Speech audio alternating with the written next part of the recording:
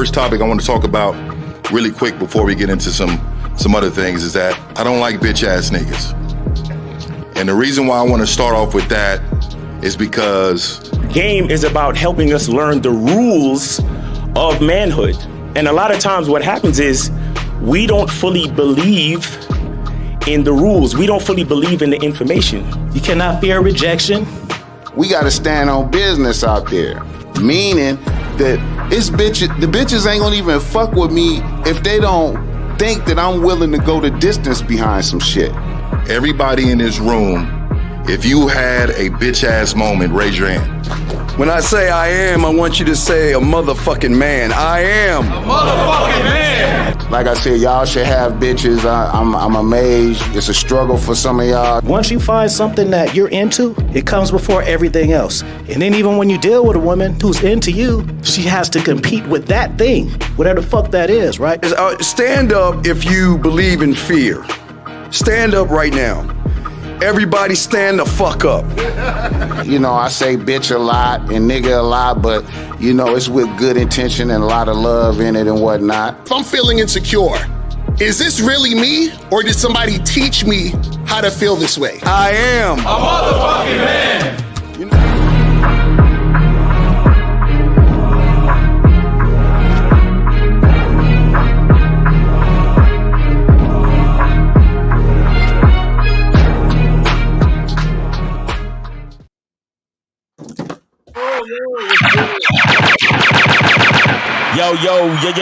Yo. Back in this motherfucker, one more Saturday, one more again with it. Manhood is a skill set, man. For real. All right, shout out to J. Roman and the Miles motherfucking Cunningham building. Real quick, the link for the motherfucking joint y'all just saw, which is fire. Right there. The link is right there, nigga. Right there. So is that a new intro music? But that because that was for the Vegas one. You probably used to listening to the New York one. Yeah, that was bumping. I was like, okay. Yeah, that beat sick. Yeah, that beat sick. Hell yeah. So what are we talking about? Never apologize to women for expressing yourself sexually. Never apologize to women for expressing yourself sexually. Now I'm going to show a little clip. It's about a 50-second long clip to kind of illustrate the point I'm trying to make with this joint here. Okay, let me just say this right quick. Let me just say this. And I want guys to remember, your sexuality is part of who you are. It's part of your identity. Your masculine identity, nigga. So it's part of that. Okay, so what happens sometimes is society and even some of the women you may come into contact with, they're going to ask you to keep that part of your identity over here. And you as a man, you have a right to say, no, this is part of who I am. I'm about to express this shit to you. Yes. Now, you ain't feeling my identity and everything that comes with my sexual identity and all of that and my sexuality, then we're just not compatible. Because one of the things I always say is when women are sexually attracted to you, specifically after you've started speaking to them, a lot of times that sexual attraction is an energy, it's an aura that they feel, and that comes due in part to your presentation overall as a man and your behaviors. So literally, you are speaking to her sexuality, which is why she's starting to feel you that way, right?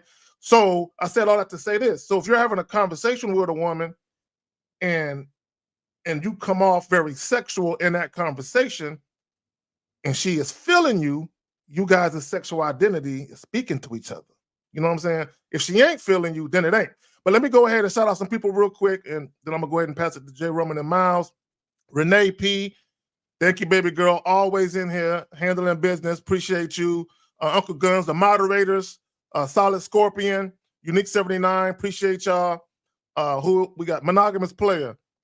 Fat John 911. Joe Blast was good, fam. Linwood. Alicia and Wrecked. Mob. I said Mob. Rob, I'm thinking about Mob Deep and shit. Rob Marine. June Sports. AJ Leno. What's good with you? The Paul 9559 all the way from Singapore. J98. Boxing Plug Dave. Real King. What's good with you? Who else we got up in here? Pat Freeman. Who else we got? King Ken. I ain't seen you in a minute. Good to see you, bro. Aaron B, what's good with you? J98, I don't know if I said you or not, but fuck it. Real King, who else we got up in here? Philly, Troy Scott. Who else we got? I don't want to miss nobody and shit. I know y'all be all in y'all feelings when y'all get missed and shit. Ken Do, Scott, Dan Frank. What's good? Gentlemen, before we get into this little clip, y'all got anything y'all want to say on the topic of as far as never apologizing to women for expressing yourself sexually? Soulmonger, what's good? I got a story real quick. That I was a part of this fitness group. So it was a gym, but it was a small gym. So it was like just a small group of people. So you kind of see the same faces all the time. And there was this joint in there, bro. You ever seen one of these chicks who are what they call slim thick? Like she's slim. Like I'm talking about like she's slim, but she got hella curves for a slim chick. Fucking all of the flesh and fat.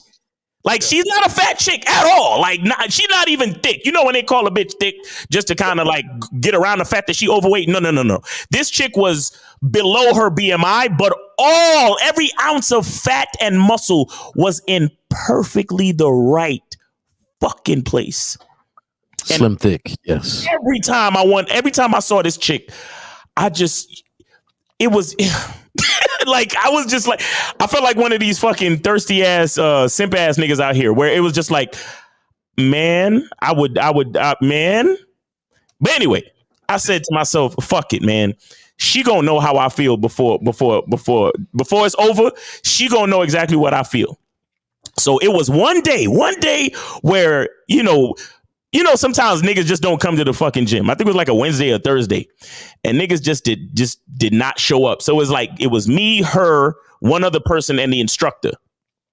So we did the class and whatever, and we was finishing up the class. And then, like I said, I think the other person had went to the bathroom. The instructor was in the front or somewhere, and it was basically just me and her in the gym. So she was over by the window, like checking herself out or some shit. I don't know what she was doing. But I went up beside her and I just said real low, I said, listen, I think we should fuck. I think we need to get together and fuck. And she said, what? Miles, and I said, look, if you agree with me, just let me know and we can make it happen. If not, it's all good. I'll see you around class. And then I just walked off. The next fucking day, I got to class. Bitches was coming up to me like, and it was crazy. That day, nobody came to class. The following day, everybody came to class. You know what it was? I think it was a Friday. Sometimes Fridays, niggas don't come to class because they know they want to go out and drink after work and all that shit, so they don't come to class. But the Saturday day morning class, everybody's there. Bro, I'm minding my business. Random chicks coming up to me talking about, Miles, is it true what I heard you say to such and such? I look, all of them, every one of them who came to my face and asked me, I said, yes. They was like, you said that for real? I said, yes. I was like, have you seen her? I was like, do you see this? Be like, yes, I said that to her. And it was like, wow. You're super bold and all of the. I said I'd say it again too, but I ain't trying to harass nobody. You get what I'm saying? All right. And then when she finally arrived to the class, she pulled me over to the side and was like, "Listen, Miles, I don't think you should really approach women in that way," because I stopped her right there in mid-sentence. I said, what you're not gonna do is tell me how to approach women. And then she had her mouth open like this.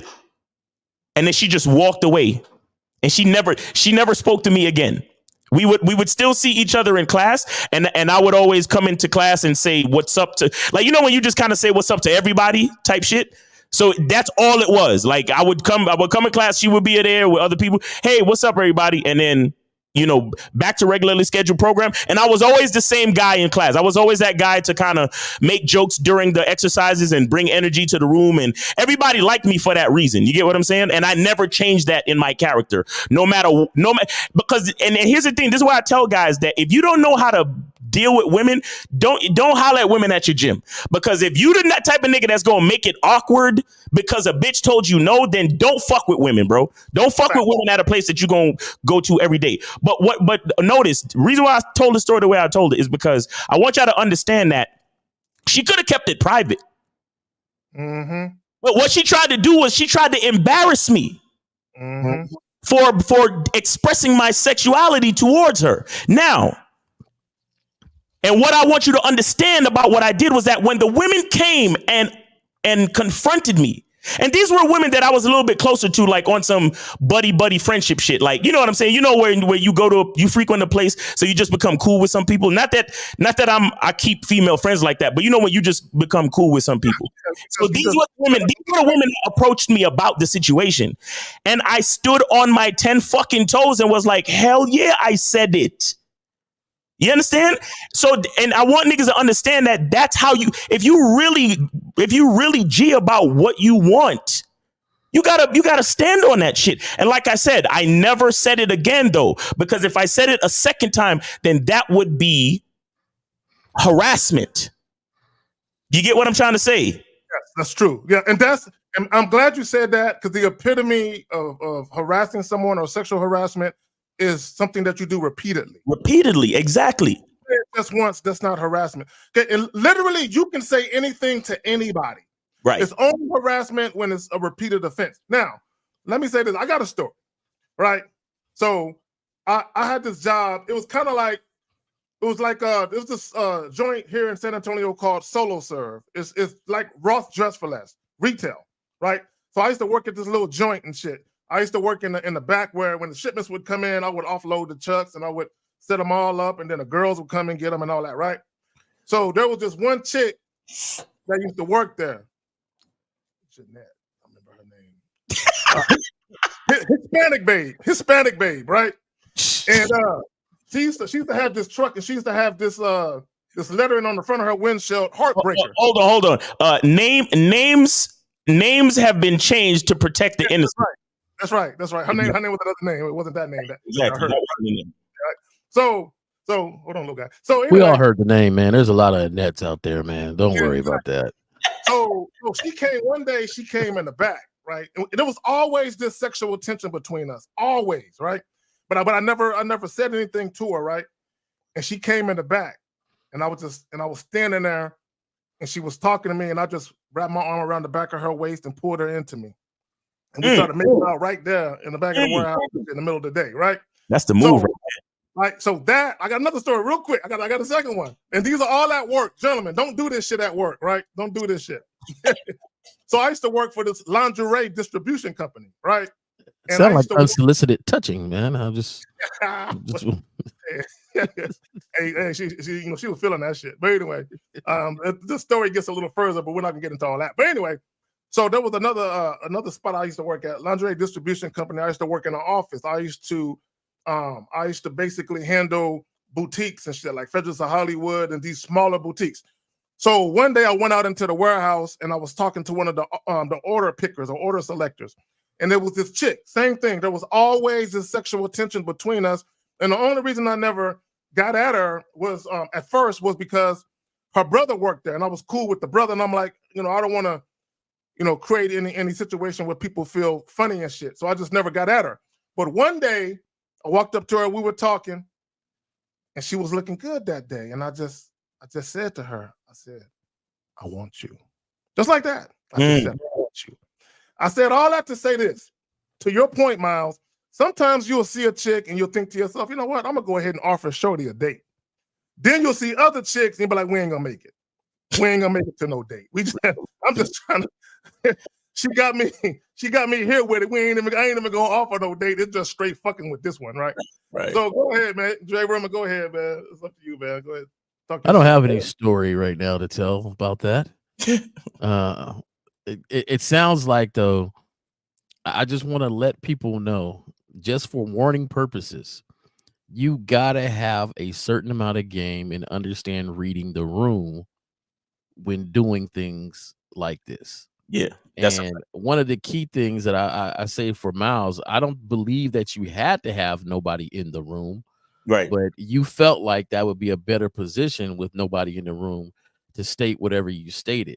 Yeah. Those are the type of things that you will learn and judge when you really immerse yourself in your confidence and in game, when understanding like, all right, let me lay this down this way so she can understand it. Right. And so, that's the nuance that I want people here to understand on why you need coaching, because those nuances is what you'll learn to approach these situations better. Exactly. Shout out to Justin in the building. What's going on? Right. What's happening, fellas? Yeah, I just had some crazy shit to do this morning, but I'm here now. All right. Let me add this real quick to the second story I told. Now, that chick, she had a man and a couple of kids, right? And when I told her, I want you, she looked at me and she said, what about such and such? And she said his name. What about such and such? And I'm like, what you mean? I'm like, that's your man. I'm not trying to interfere with that. Keep your family together. Right. And there's a further story with that, but I'm not going to get into that either. So, Justin, we're talking about never apologize to women for expressing yourself sexually. Miles told a story of him going up to a woman that went to his gym, and he just basically talked about fucking right away. I told a couple of stories where I expressed myself, sexually to both these women. The first one was nonverbal. I just grabbed her up and we just started making out right then and there.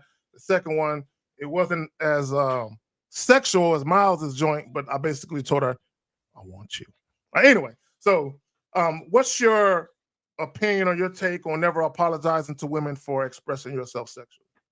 Well, it comes a lot. I think when guys do have some sort of sense of wanting to apologize, it comes from having that internal shame. And so a lot of guys really have a disconnected relationship with their own sexuality. Like they might, when they're alone, they might feel connected, but when it comes to expressing it, they get a little bit uneasy because they don't want to be put out. They don't want to be rejected. They don't want to be seen as a creep or a pervert or whatever.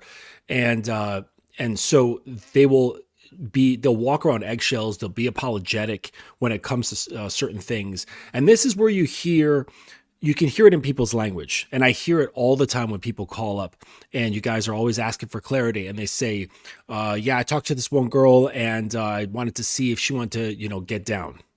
And it's like, well, what does get down mean? Like, be specific. What do you want to do? Oh, we're just going to hang out and chill. Really? You're just going to kick your feet up and eat some popcorn? Really? That's what you're doing? That's what you want to do? And it, like, whittling it down, it's like, no, I want to have sex. So the reasons why they come up with these weird terms and these weird words that kind of imply what they're looking for, it's because they've got a lot of shame around what they really want. Facts. Now, where do you think that shame comes from, Justin? Shit tons of places. I mean, a lot of times like family, society, religion, those are big ones. Yeah. Religion's funny. They say, be prosperous but they say, penises are bad. So, you know what? It's like, make up your mind. Do I use it or I don't? Like, right. Be prosperous and multiply. Yes. Yeah. I think sex is bad. I think a lot of the shame pretty much is the rejection. Like everybody's so afraid of rejection, and just like your story, Miles, where she told everybody. Yeah. Like as soon as she told everybody, when she came to talk to me, I'd have been like, "Hey, that's okay." Yeah. You told everybody, my attraction level just dropped from there. Right. And so it's kind of like, what we had was what we were going to have, not what everybody else was going to be involved in. Right. So, right. But they are afraid of that moment, right? Where she tells one person, another person, and then they go to school and, everybody's like, oh, I heard you were just a creep. I heard you're just a this, or, they always got the most slanderous responses back on the negative side and never just, I said it. Now what? Right. And that connects all the way back to how I was talking to my son about this morning when we were running errands. And we were actually listening to some videos on YouTube while we were driving. And I was explaining some shit to him and about how this guy, it was that one show where the guy's in Vegas and he's asking people all kinds of questions about men and women and sexuality and fairness. Yeah. And I was breaking some shit down for him, so give him the game when he's 12 years old. So, And I said, listen, all these guys asking these questions and all the answers that they're giving are based on the idea that they need something outside of them to validate their feelings and validate their sense of self. To what you guys were just saying, what Jay was just saying. It's like if you don't have that, then you can easily stand on what you want, what you are. But if you're really worried about like, oh, he said, she said, and how that's going to affect how people see you, which in turn affects how you feel about yourself, then you're always going to be in a weakened position. Right. Always. Right. Yep. So just yesterday, we're hanging and the fam's with me. I got my son, and somehow we got on. I'm trying to think of really on how we got on it. We was listening to songs. Everybody was in the car, and we got on old times, just good times. No, we got on meeting my daughter. I was a single dad out there and dating in this world, and nobody got to meet my daughter, right? And it was very limited that anybody met my daughter. So we're in the car, and I'm kind of joking. It's like, man, there's a couple. If you didn't sleep through the night, you probably would have ran into a few of them, right? Because my daughter would sleep through the night, and that was prime time for me. Hey, you can come over because my daughter's sleeping. Okay, right. And then my son said, "What?" And I said, "Oh yeah, Dad is fresh, son. We gets right now." My son looks at me and goes, "Dad, why did you say fresh like that?" Right? Right? Because he understood, like, I am saying your dad is fresh. Right? And he understood that. And so I said, I'll explain it to you a little later, son. I'll explain it. Don't worry. And Justin, I love the fact that you said, hey, I took that moment right then to talk to my son. And I think that's the biggest thing. If you have people around you, these young ones, we got to start young so he understands how to operate and move. And I just like that, man. I like that fact. Yeah. Zag, if you're gonna do the video because I was waiting on y'all. Y'all was having a little powwow and shit. So let's do this video. I hit it. All right, so here we go, man. Let me go ahead and play this joint. I was all about business the first time I met you. That's sexy that you were around me and you didn't. No, I found you attractive, and I said I will. Wait, hold on. Does that have to be a thought? Any woman I've come in contact with, I've always said, would I? Yeah, I will. Nah, I wouldn't. But that's just the extent of the thought. That's a wild thing. It's not saying that I would try to pursue it, but it's saying if this was a different circumstance, would I have sex? Why is that a thought process? I think because I have a penis. I don't know. I could be wrong. Maybe other penises think differently, but my penis thinks. Would we entertain? If circumstances were different. I guess that's a weird way of saying, like, if you see somebody and you're like, I'm attracted to them. Yeah, exactly. If I'm attracted to you, I'm trying to. You're trying to. Given the circumstance. See, that is I'm weird. married You're saying now. Bro, this is why I don't think women should be allowed on podcasts. Like I'm starting to think we should not. Bro, you see, shout out to Just Pearly Things, because she got this T-shirt called "Women Shouldn't Vote," and I'm starting. But y'all got it. Oh, let me say this and see, because I was gonna do a separate joint, and I was gonna talk about, and a lot of these podcasts, especially co-ed podcasts, if they don't talk about sex, then anything they talk about is bullshit. Anything. Because you cannot talk about dating, relationship dynamics without talking about sex. You have to talk about sex. So, number one, she's full of shit and she's very disingenuous. Yeah. Because she knows damn well every guy that's hollering at her wants to smash. She knows, every woman knows that, right? So she basically tried to say it's weird for you to look at a woman and say, I would hit that. Okay, first of all, let me just say this real quick and I'm gonna pass it to y'all. All women know this for a fact. When they very first meet you, when you approach them, within the first several seconds, first couple of minutes, they already know whether or not you're the type of guy they would fuck. Exactly. They already know that. So the mere fact that you all also have the same thought process, now ours work a little quicker. We could just see you and be like, I'll hit that, right? So what women have to understand is, number one, we're all sexual. Every last one of us. We are all biologically inclined to fuck. Okay? We all are, right? So there has to be a point where if you're gonna have these goofy ass debates and conversations between the sexes or co-ed joints, stop trying to act like that shit can't be discussed candidly. Y'all got it. Facts. Well, if you're hungry and I'm standing there with a giant platter of food, I'm gonna have control over you. So the at least in that context of hunger. So he said, whenever I'm looking at a woman, my dick says, do I want to fuck or do I want to fuck? And then at the end there, he revealed himself. Like before, he was saying stuff that kind of had him a little bit detached from the situation, but he really revealed himself, and that's what she was like, what? And he's like, you know, I want to fuck. He revealed his truth, and the thing is that if I'm find myself attracted to a woman, it's not me saying I want to fuck. It's me saying I'm going to give you an opportunity to fuck me.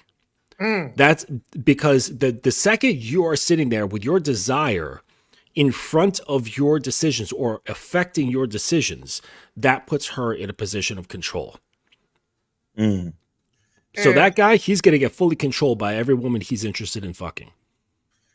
And let me just say this, and I'll pass it to you guys. And to his point, to what Justin is saying, basically, because a lot of guys, they don't have the discernment to be able to either non-verbally or verbally express their sexuality without being controlled by it. Because typically what women will do is, oh, now that you made it clear, now that you revealed yourself without trying to hide it, because most guys hide it by offering women multiple dates. That's how they hide it, right? So now that it's clear and you made it clear, okay, now let me give you the misleading impression that you can get this. And then at that juncture, so you want to smash this? Well, hey, I'm not that kind of girl. You at least got to take me out. What are most guys going to do? Because they've already expressed it, that they already verbally expressed their desire to fuck. So in their minds, they're like, I wonder how she feels. So if the woman says, hey, I'm not that type of girl, at least offer me a date. So they're thinking, so my desire that I expressed to her, it can come to fruition if I just do this one thing for her. Y'all got it.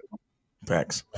Shout out to Renee P for the Cash App. She just sent a brother a Cash App, and you're welcome. And I'll leave it at that. But yeah, I'll just say that am I mistaken, or are they together? Are they a couple in the video? I think they're married. They're married. Like, are you familiar? Certain type of things really kind of affect That's wild. I thought they were buddies. Exactly. Okay, listen to what I'm saying. Yo, I know where you're going. That's why I had to say that. There's certain things about when I see a man and a woman interact, especially if they're supposed to be together, and especially if they call themselves like married, right? There's certain things that I see that makes me feel like, you know, when somebody drags their fucking nails across the chalkboard, where it gives you that fucking like that deep visceral disgust in the middle of your core. Like, I'm just like, yeah, y'all probably shouldn't be together.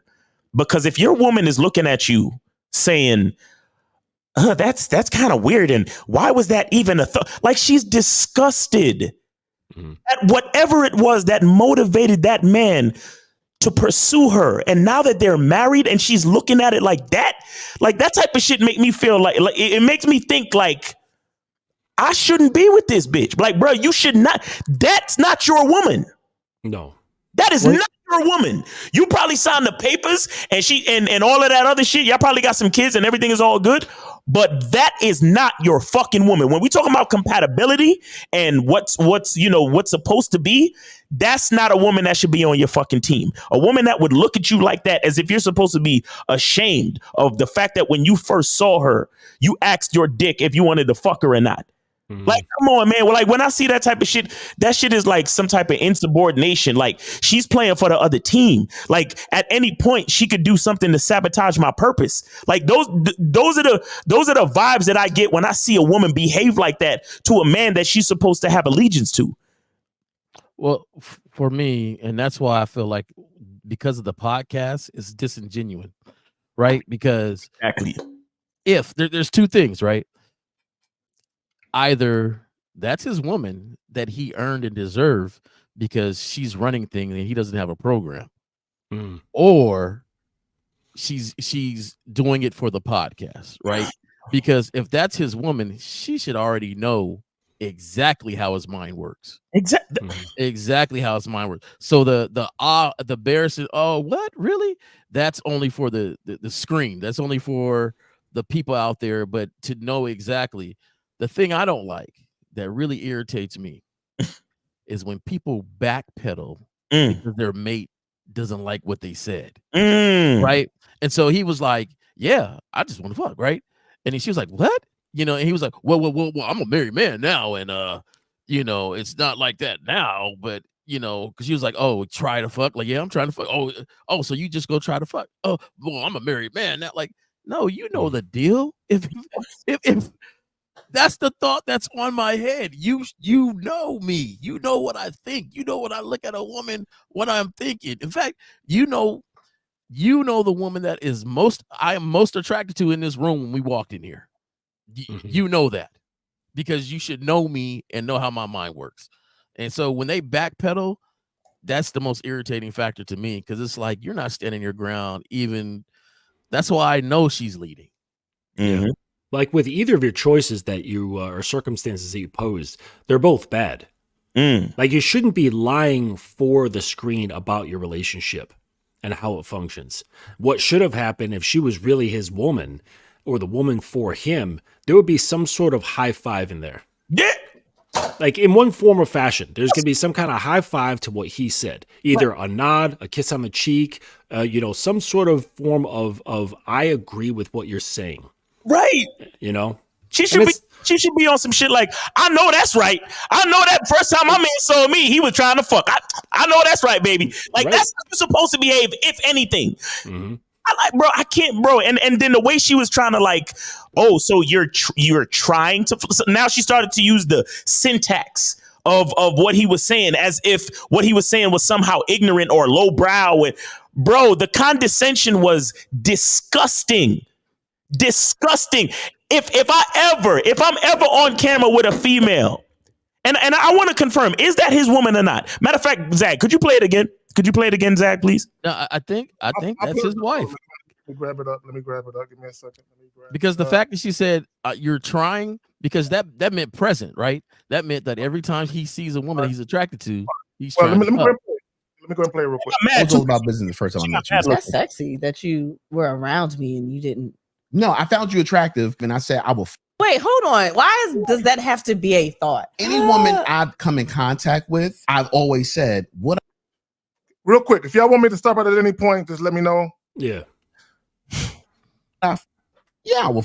Now I wouldn't. But that's just the extent of the thought. That's a wild thing. It's not saying that I would try to pursue it, but it's saying if this was a different circumstance, would I have sex? Why is that a thought process? I think because I have a penis. I don't know. I could be wrong. Maybe other penises think differently, but my penis thinks. Would be You see him trying to justify shit.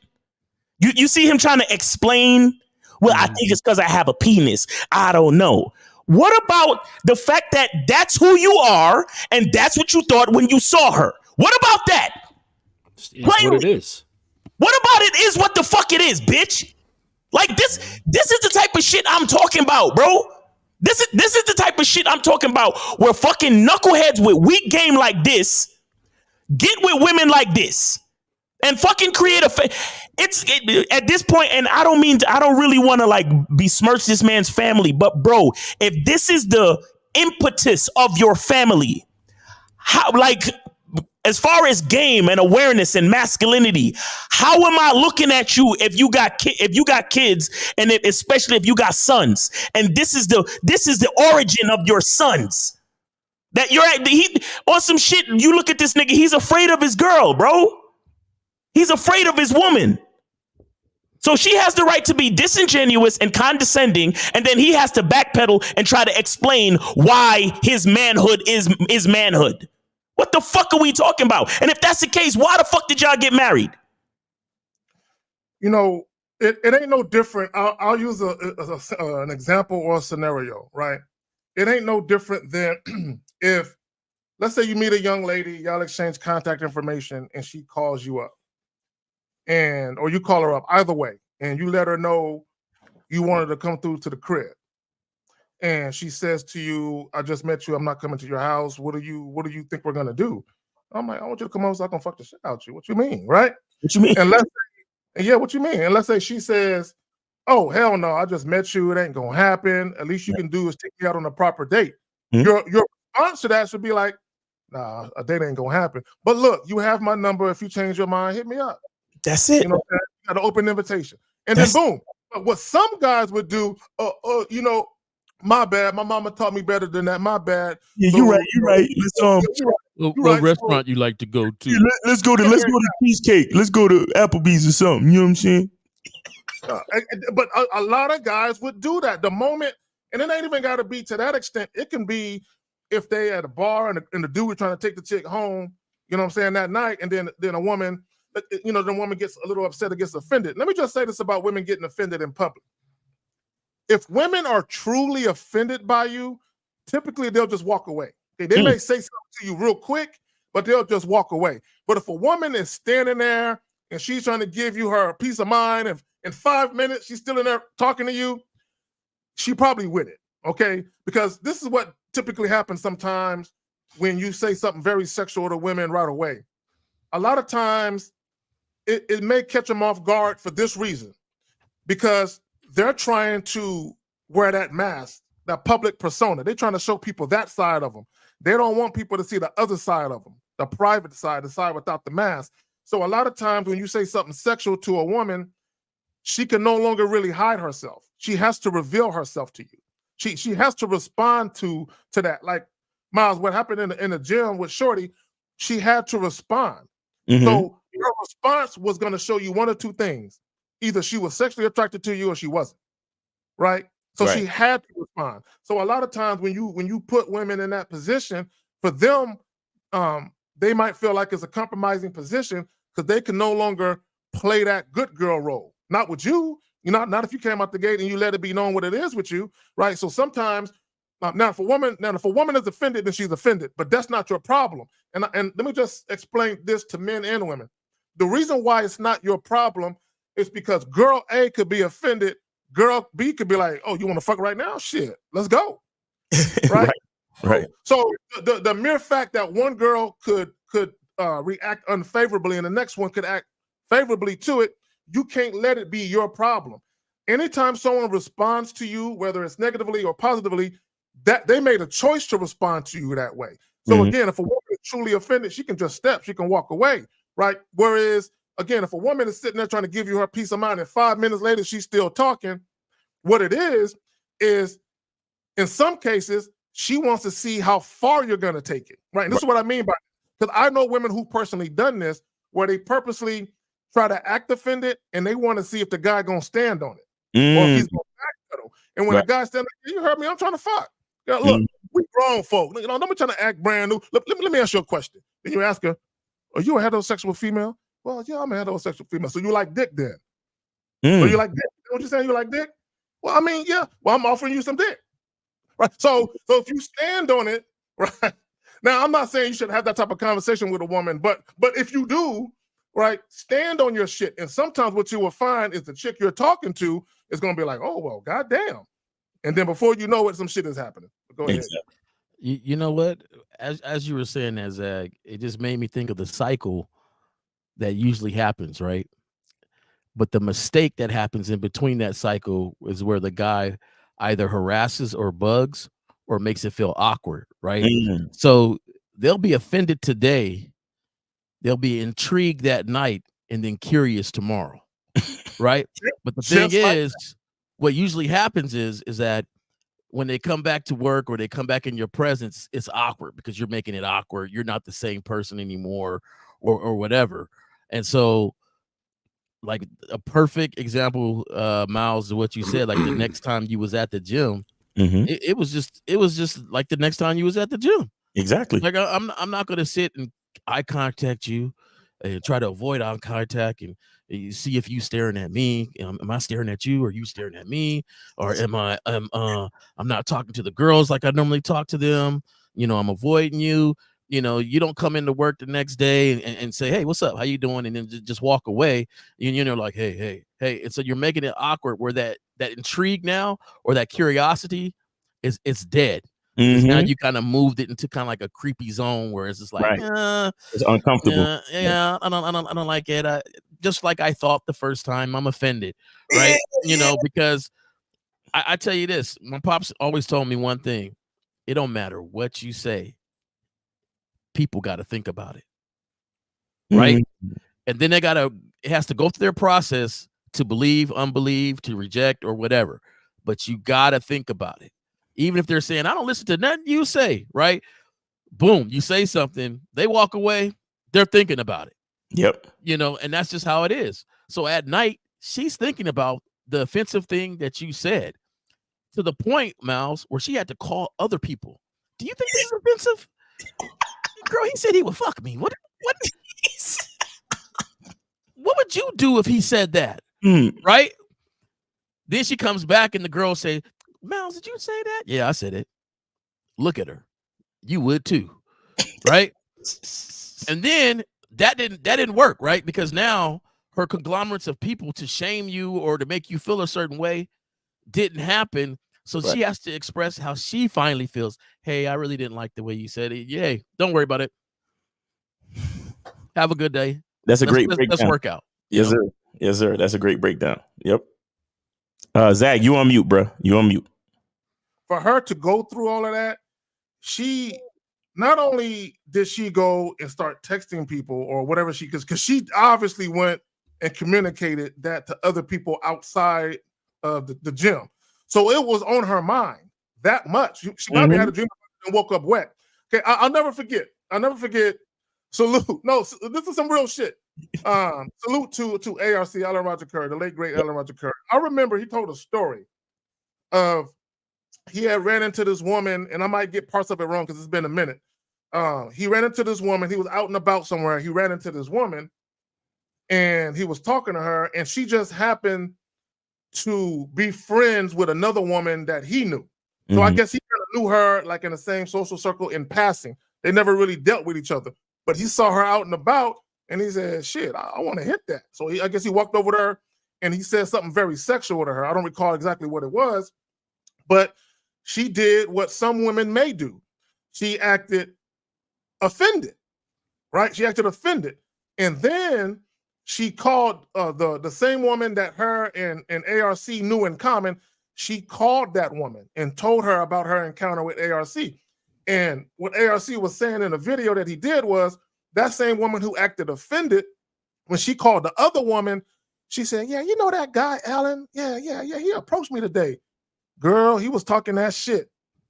You know, I acted like I was upset, but girl, he had my pussy dripping when I left." Right? So my point is this. Although a woman may not necessarily appreciate you saying what you said to her, that doesn't mean that it didn't impact her in such a way that her body responded to it.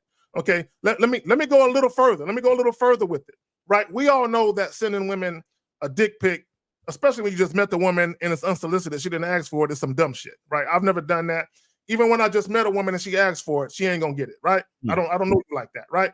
But I know women personally who have gotten dick pics, or they've gotten a clip of a dude playing with his shit, and they were offended to the point where they basically said, "I'm not fucking with the dude. I ain't fucking with that goofy for sending me that." But these same women would share that video clip or the picture with their other friends. And the same woman who was offended will keep the video clip, and guess what she would do with it? Masturbate to it. Right? Although she ain't fucking with the dude, she masturbating to that clip that he sent. So all I'm saying is this. Although the woman may act offended or even be offended for real, she might be offended for real, that doesn't mean that what you said didn't touch her in such a way. And Miles, I believe what happened in the gym is that you said something and she had a feeling, she had a tingle she didn't want to feel from you. You made her tingle and she mad at you because you made it speak, you made it talk to her. And she's like, "Fuck, I don't want to fuck that nigga, stop it." Right? So, and that's why the way that's my belief anyway, but y'all got it. I actually think that is a dope perspective, because at the end of the day, you were a heterosexual female and you're inclined to want dick. I mean, just based on the natural order of procreation.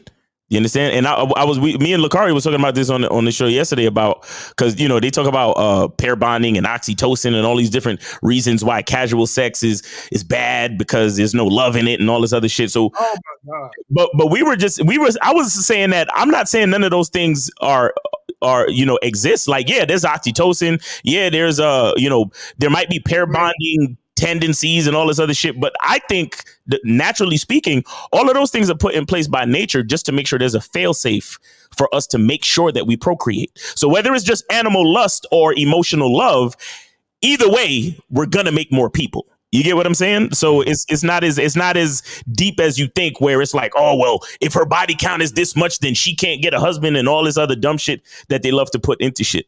It makes sense, Miles, because we're one of the very few mammals on the planet that does not have a mating season. You see what I'm saying? And I think a long time ago, when we were crawling out of caves, we did have a mating season. And then as our brains evolved and became more sophisticated, that went away. But there needed to be something put in its place in order to create more humans. So we have things like limerence, which is the brain state that you get into when you're first encountering with somebody and you're feeling great. You want to have sex all the time, and you think the other person's awesome. They think you're awesome, and you just fuck it all the time. That, I think, has evolved in our brains to be there so that we can make more babies, because we don't have a season. But could you imagine if we did have a mating season? Oh shit. And just like people literally went in, like all women went in heat at generally the same time. That'd be wild. That'd be crazy. It'd be a lot of niggas that would never get no pussy. But just a few, right? But let me say this, and to your point, Justin and Miles, this is why there's all these different erogenous zones that women have that a lot of times they don't even know that's there until a guy happens to stumble upon it. You have that, and you have the fact that women respond to words, right? Women are more auditory than we are, right? So all of those things, like you said, there are things that are put in place to make sure that a woman could get horny, so that way she could desire to fuck. So now, when you think about that, that's where knowledge comes in. That's where game comes in, right? Is I know a way to get a chick hot and bothered. I ain't got to spend no money on her to do it. I ain't got to lie to her to do it. I ain't got to do no sucker shit to do it. I just need to walk up, have a conversation, and shout out to ARC, whisper in her left ear, right? You know what I'm saying? And now, even if it don't lead to me fucking, I can say something that still get her hot and bothered. Right? Because just because a woman is not sexually attracted to you doesn't mean you can't turn her on by saying something. Right? Of course. I just want guys to understand that. Y'all got it. And what I like to do if I know that attraction level is really high right then and there, I don't strike when the iron's hot. I don't like doing that. So when I know it's there, I like to edge and tease that sort of thing. So that for me is the opportunity to then go out and maintain that tension the entire fucking time. So that it's almost gets to the point of frustration, and then you can let it rip, right?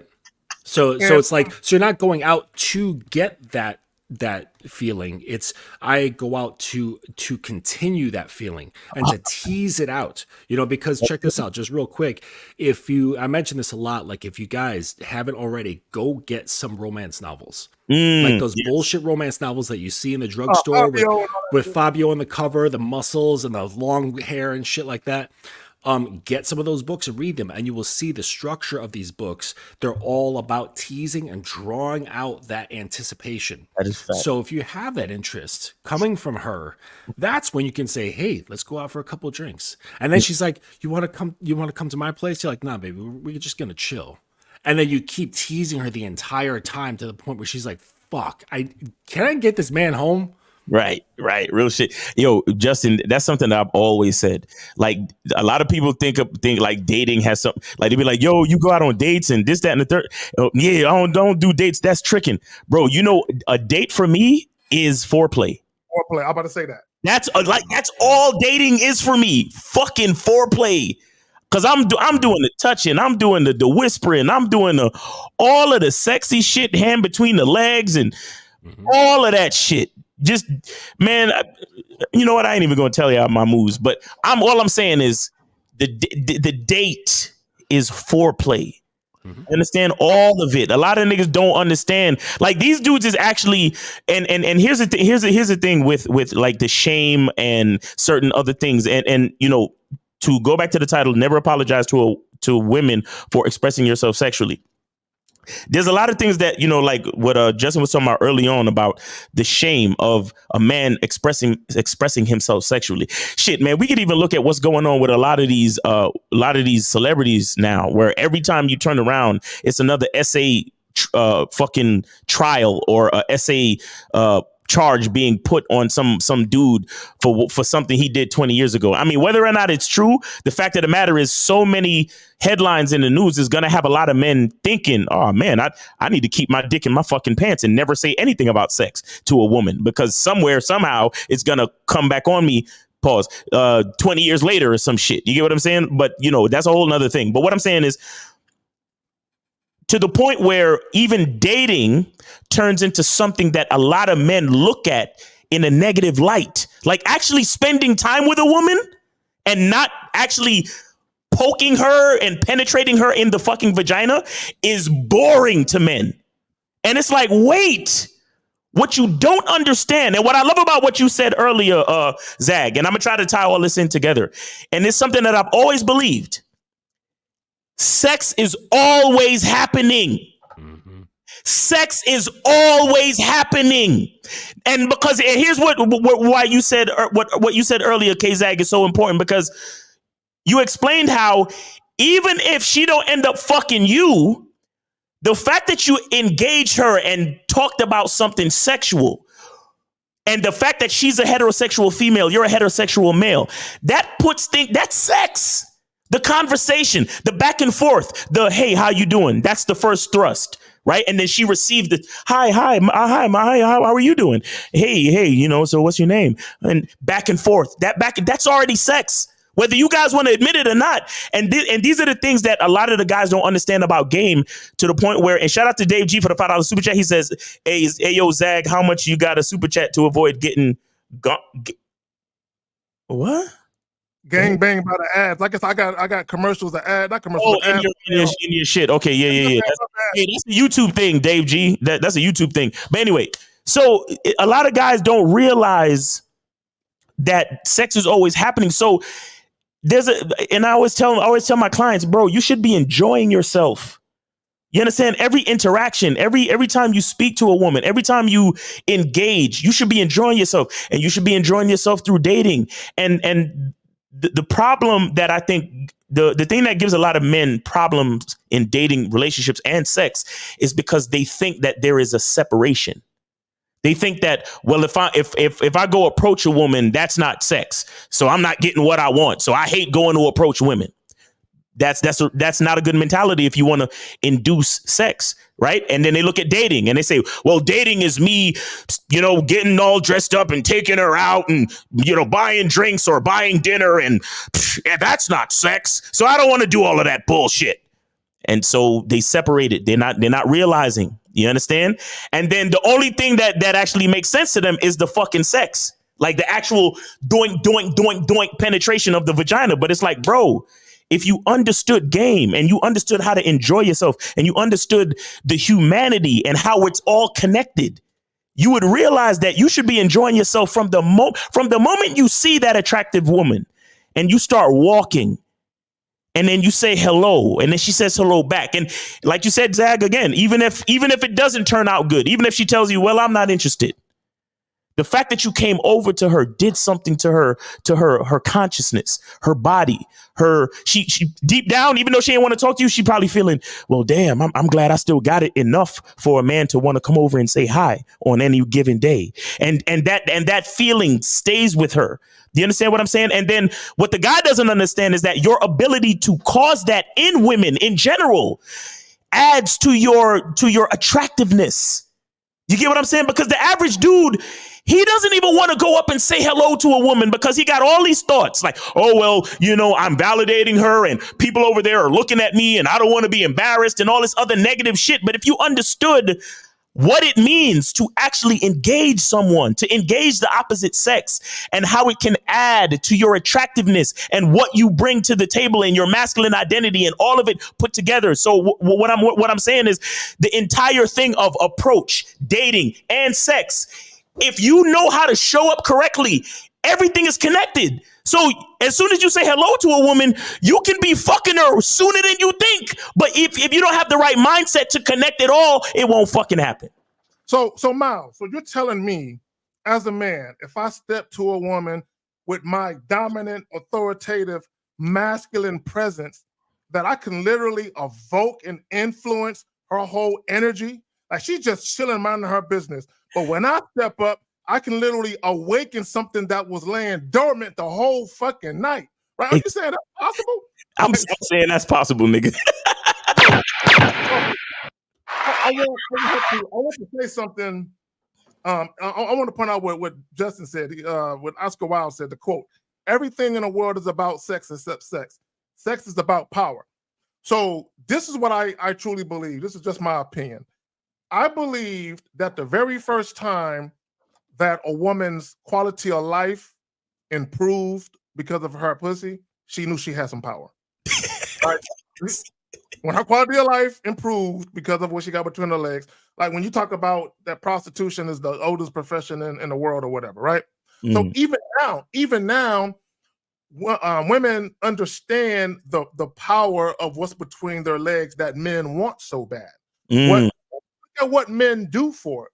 Men would literally go to college, rack up $100,000 worth of debt just to get into position to get a job to get some pussy, right? And you got guys that are getting their passports and going abroad with $1,000 in their bank account, getting stuck overseas, you know what I'm saying, just so they can fuck. You know what I'm saying? You got guys lying, you know what I'm saying, to chicks, right? You got guys basically selling their soul. You got guys tucking their nuts, you know what I'm saying, just to get some sex. So when women say, oh, we're the prize, and they say it's because of our vagina, because they feel like I got power right here. This thing the size of a quarter, right? For some women, it might be a little bigger than a quarter. It might be like a 50-cent piece. But a quarter, right? I could control men with this shit, right? I ain't even got to be nice to a nigga. As long as I got this and I'm pretty, I can control this nigga, right? Let me say this real quick to everybody's point about how you can say something to a woman, and although she might not want to fuck you, it impacts her to where she can still get turned on by it. I used to role play with one of my exes, and one of the things I would tell her to do, I would be like, this is what we're going to do. You're going to get dolled up, just like you were when you were single and you were out there catching, right? You're going to get dolled up. We're going to drive separate cars. I'm going to pick a spot that I know these hungry, thirsty niggas be at, right? You're going to post up. You're going to post up like you single. Take off your wedding band, right? Take all that shit off, right? God damn. Yep. I'm with you. Post up. I'm gonna show up about 30 minutes later. I'm gonna let you get good and hollered at, right? Like you know, I don't fuck with mud ducks and the wombats and shit. You know what I'm saying? I fuck with cute chicks. So I already know you're gonna get hollered at because I hollered at you, right?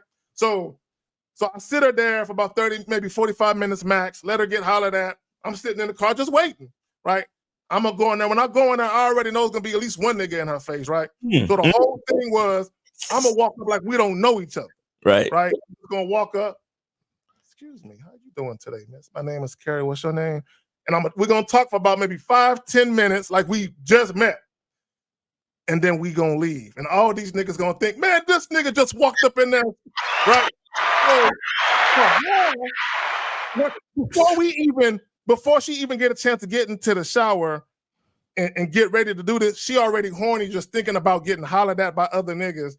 And a prospect of her meeting a man in a bar and getting scooped up and taken home to get a fuck on. Right. It's a powerful thing. It's a powerful thing here, right? The mind is a powerful thing, and you can literally, I don't want to say you can trick the mind, you can trick the mind, but you can also condition the mind to believe something that you want to believe in that moment.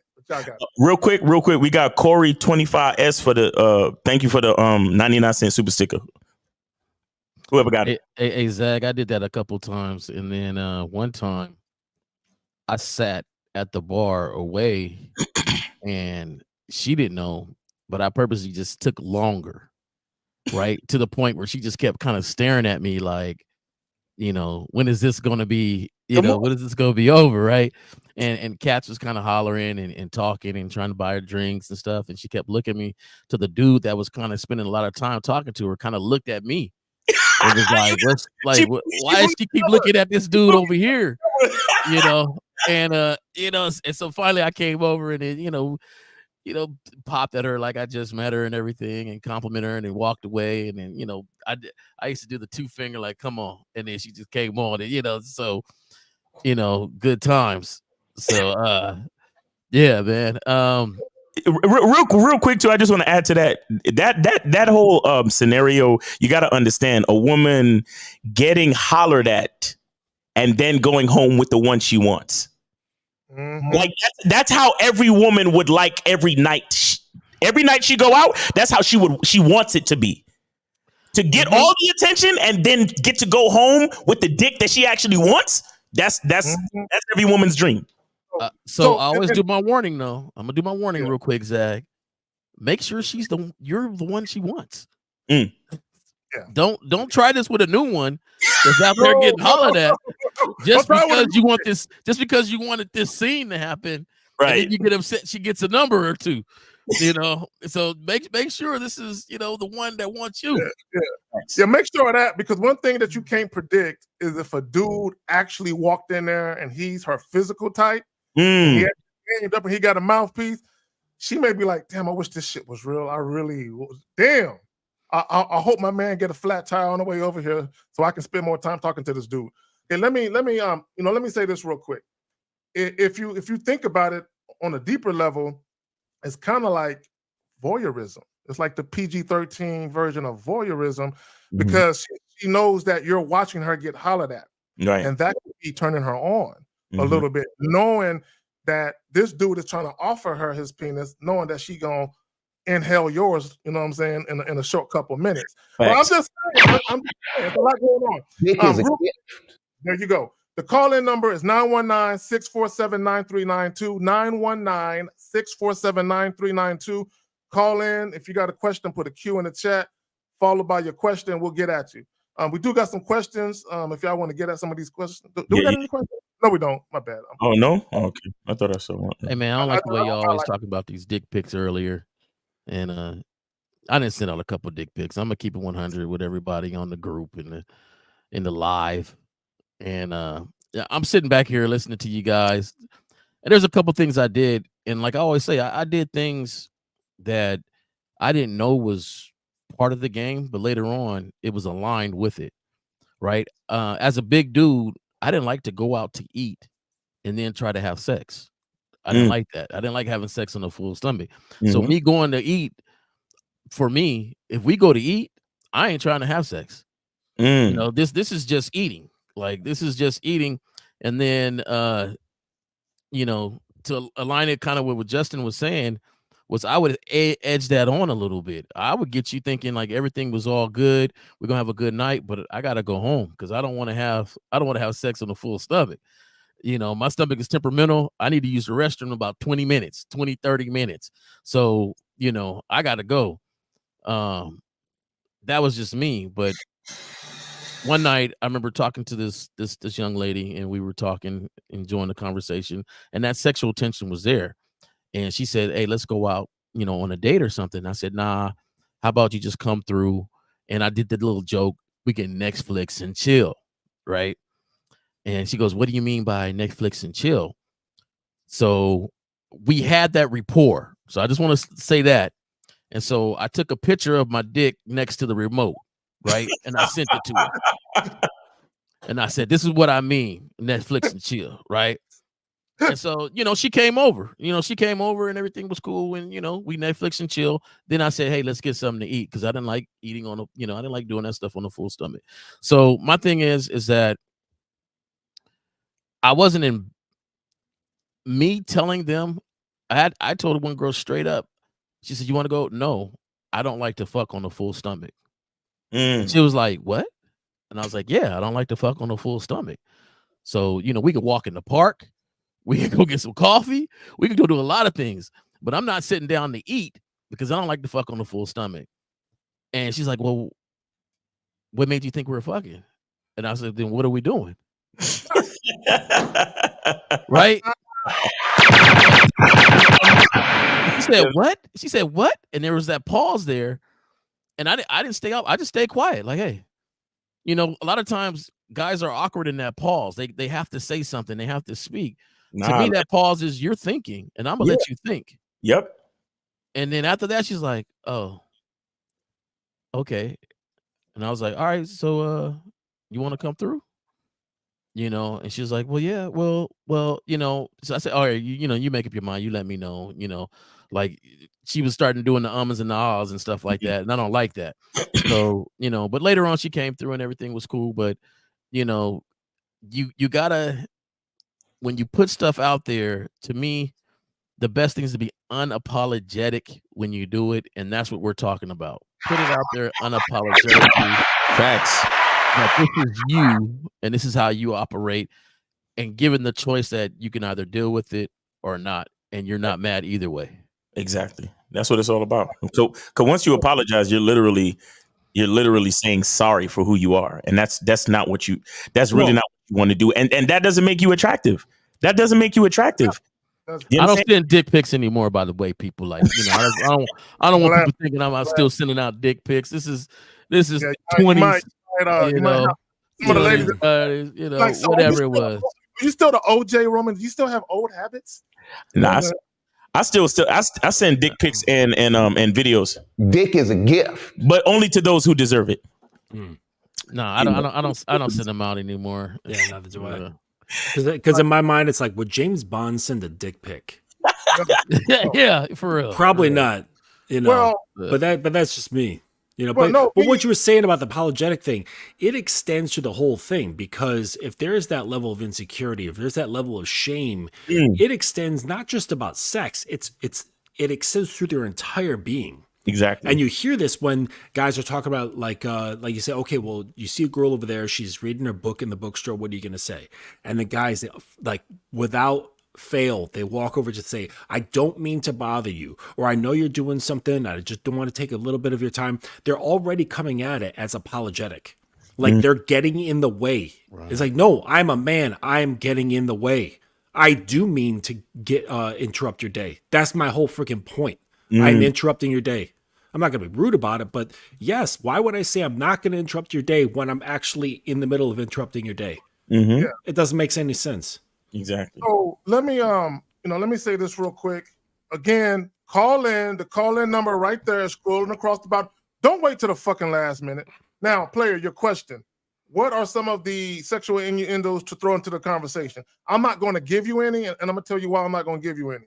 Whenever y'all having conversations with these women, y'all need to be able to say shit that comes from your own unique personality. Okay? And the reason why that is, because people can give you pickup lines all day, but let me tell you what's going to happen. After you say a couple of things to get her attention and you evoke curiosity, you're not going to have anything left to say after that. You know what I'm saying? So eventually what she's going to see about you is that you are not the person you initially presented yourself to be, because you had all this fly shit to say, but everything you said after that doesn't match what you started out saying, because you have nothing else for the woman. And shout out to Steve the Dean. We did a live stream. I don't know if it was Sex Talk Tuesdays or whatever it was, or the Pineapple Show. I don't recall which one it was.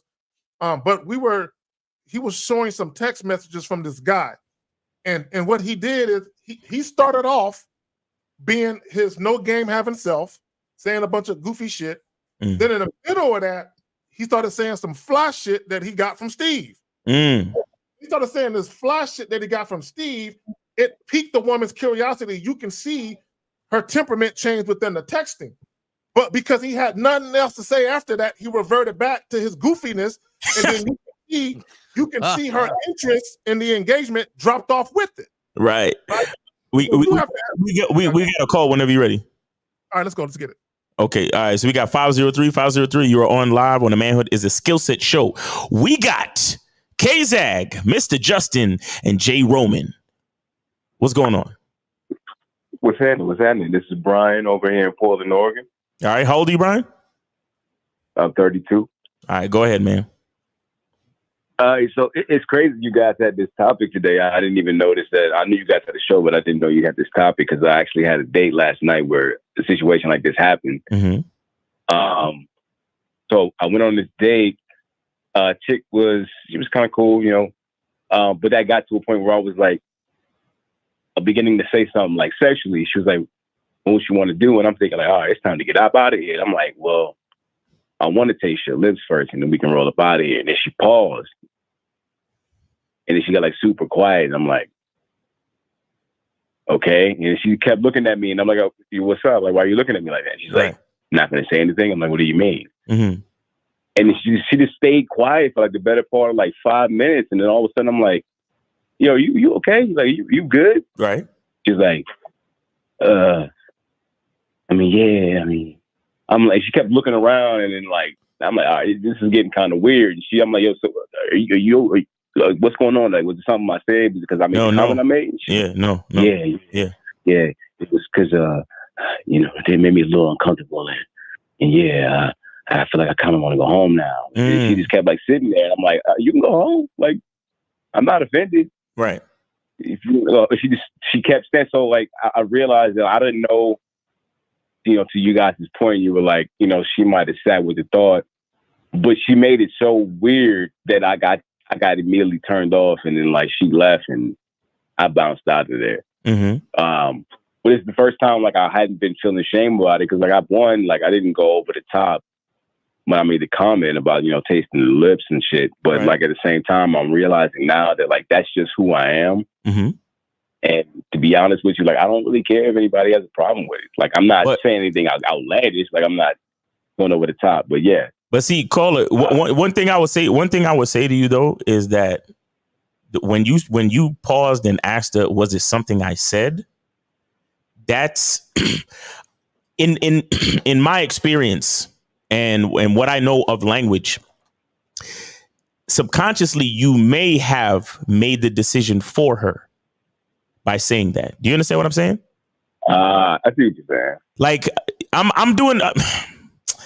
I got some stuff I got some stuff in the works for y'all, man. But I keep, you know, all this time I've been telling y'all language exposes you, right? But like language is super fucking important on a psychological level, especially when you're engaged with somebody, you're engaging with especially the opposite sex, bro, because they're all about emotions. And when you say certain words, right, like just like how you could talk dirty during sex and make a woman's pussy get extra wet. Like I've done that where you start the sound of the gets louder in the room because you're talking dirty. And it's like, God damn, I didn't know it was this powerful. But when, like I said, sex is happening at all times, whether you realize it or not. So in that situation where the girl got quiet, that was your cue to either be quiet, like J. Roman was saying, you got to let that pause simmer and let her make the decision, or you continue on in your direction and be like, so you ready to go to my house? You know what I'm saying? Or are you ready to leave with me? Or are you trying to go in the bathroom right now because you are that ready for me? You get what I'm saying? Yeah. So you got to look at your language. You got to look at your language and realize what you're doing when you say what you choose to say, because that whole, was it something I said? Is everything okay?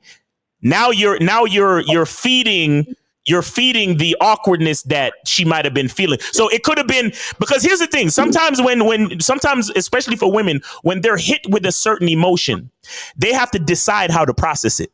So You hit her with the emotion. You hit her with the spike of emotion.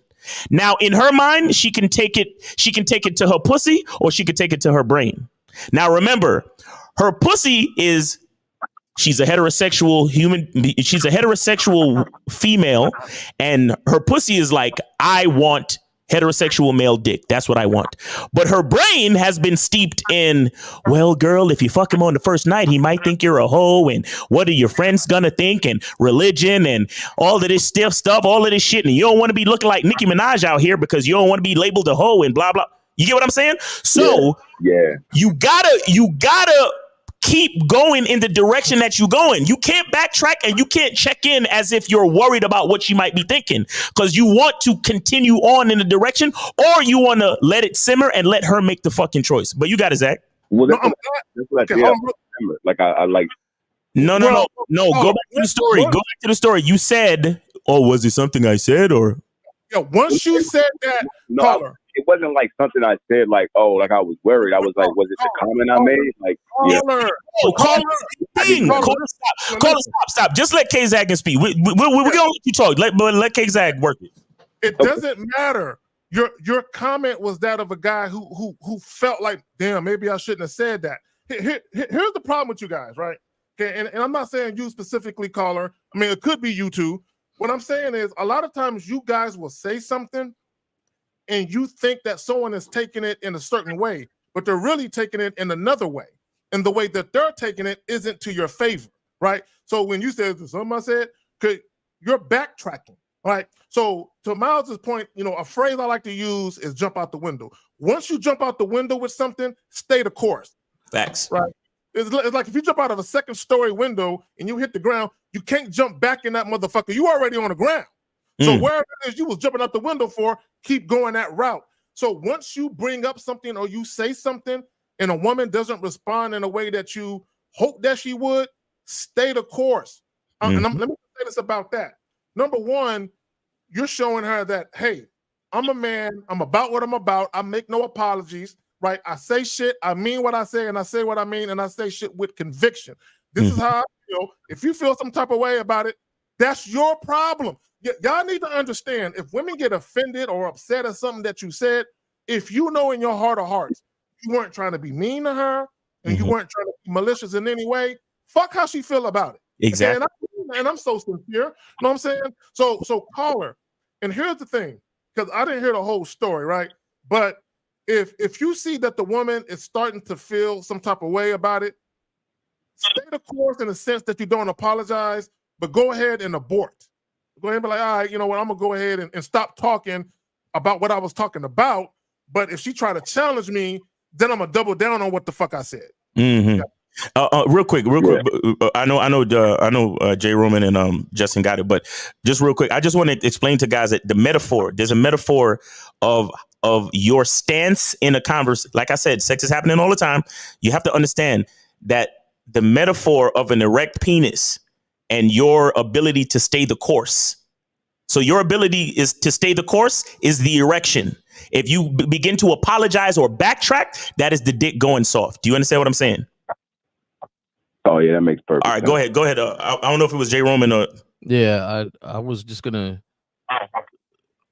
The same thing that Zag was saying about keeping the course, and my thing is this: don't speak to the meter.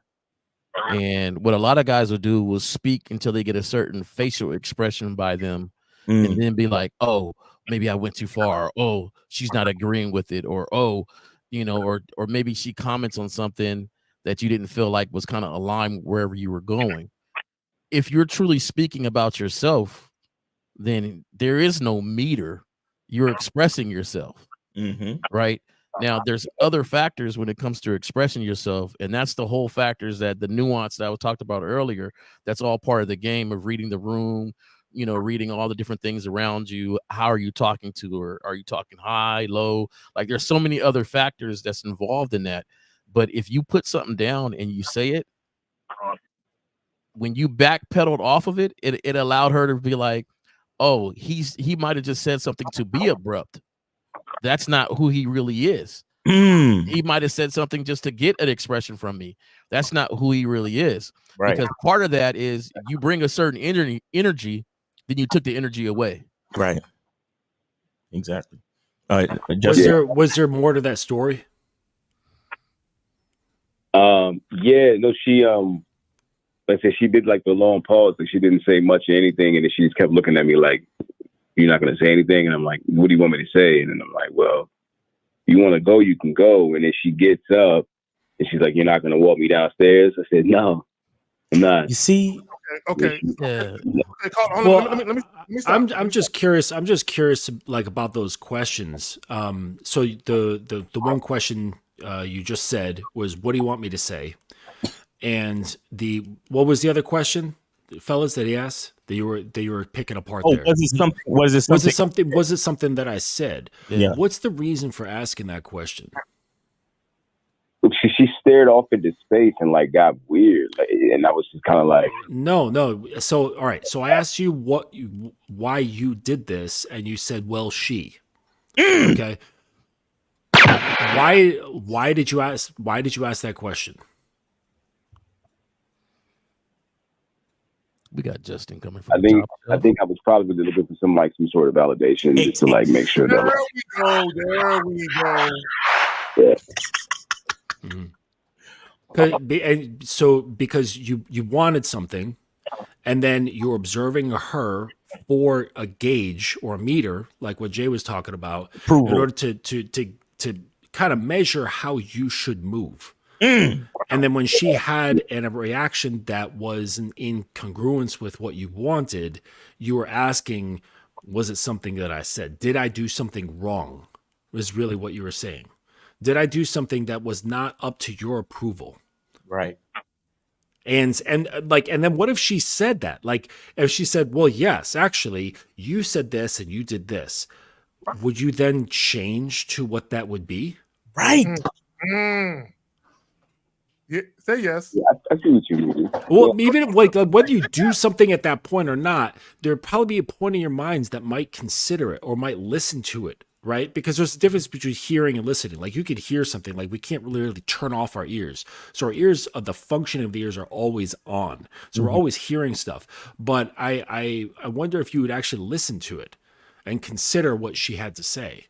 Because if you are, that means you're metering that situation, that like what Jay was saying, and using that as a measuring stick to how you should be operating.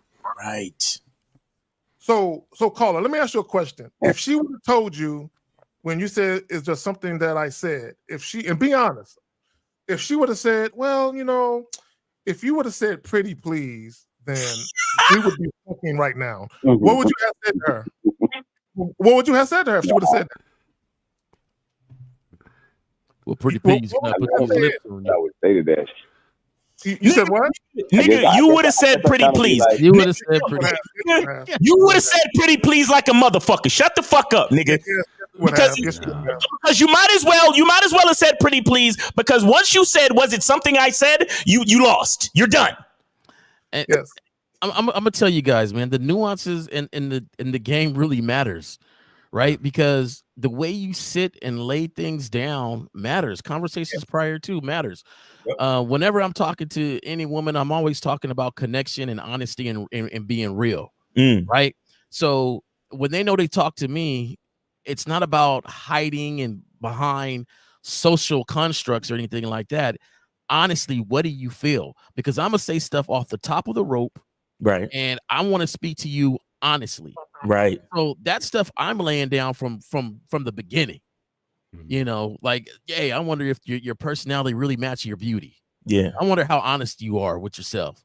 Like, what do you mean? Like, what it should be is you instructing her to say pretty please. Oh my God. Stop. You're overloading his brain. It's gonna fry. That's what I'm saying. You got it. That's good. Like, okay, now peep this out. Justin just said that, right? Jay Roman ain't trying that. I'll try something different on the line of it. Right. And that's the thing that you guys got to understand. If you're a goofy dude and you walk up to her, sometimes you guys were trying to drive in the fast lane when you should be in the slow lane, slowly gathering up. You should have been the HOV lane. Slowly gathering up ways to do things. Right. You can't just take it and then so you thought in your head, like, okay, I'm going to say this to her. I'm going to say it. I'm not going to set it up anyway, but I'm going to say it. And then when she gave you the awkward look, ooh, let me backpedal a little bit. Let me backpedal. Oh, shit. Oh. and you know why? And let me say this. And caller, trust and believe the majority of guys would have behaved just like you did. So don't think you're by yourself on an island, because you're not.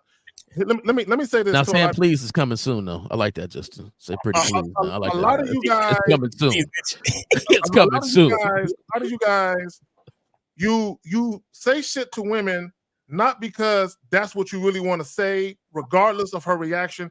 You say shit to get a particular reaction. Yeah. And you're dependent on that reaction coming to fruition, which is why they're dependent on the reaction to validate. Yeah, go ahead. Validate it, exactly, because you're attracted to her, so you want her to reciprocate it, because basically you express that attraction to her, right? And you don't want to feel dumb, and you don't want to feel like you put yourself out there. Right. So you want her, because now you feel vulnerable, right? Yes. Which is why when that's why you refuse to walk her to her fucking car. Yeah. You were upset, and you shouldn't have been upset, because a woman has a right to say no. Right? She has a right. He was pouting. Right? Yeah, he was pouting, right? Like a petulant child. That's what you were doing. Yeah, go ahead. Now I just want to add. I want to put in a story. I had a situation like that.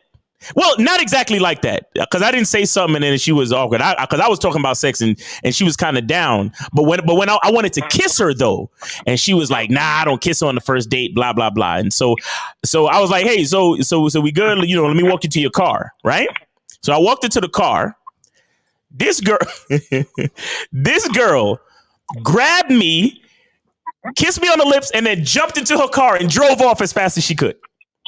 And then by the second date, we was fucking. But anyway, that's just to add to the story. But one thing I want to say though, caller, is that when we talk about a masculine identity, when we talk about staying focused, see the time and caller, I want you to understand too that this is not 100% thing. This is not 100% thing, because you can do what I'm about to tell you, and she could still be like, "Nah, the idea of fucking you is still not appetizing to me, so I'm just not gonna do it." Understand that is still a possibility. However, if you do what I'm about to tell you, at least you can walk away knowing that you stayed focused. And here's what I mean.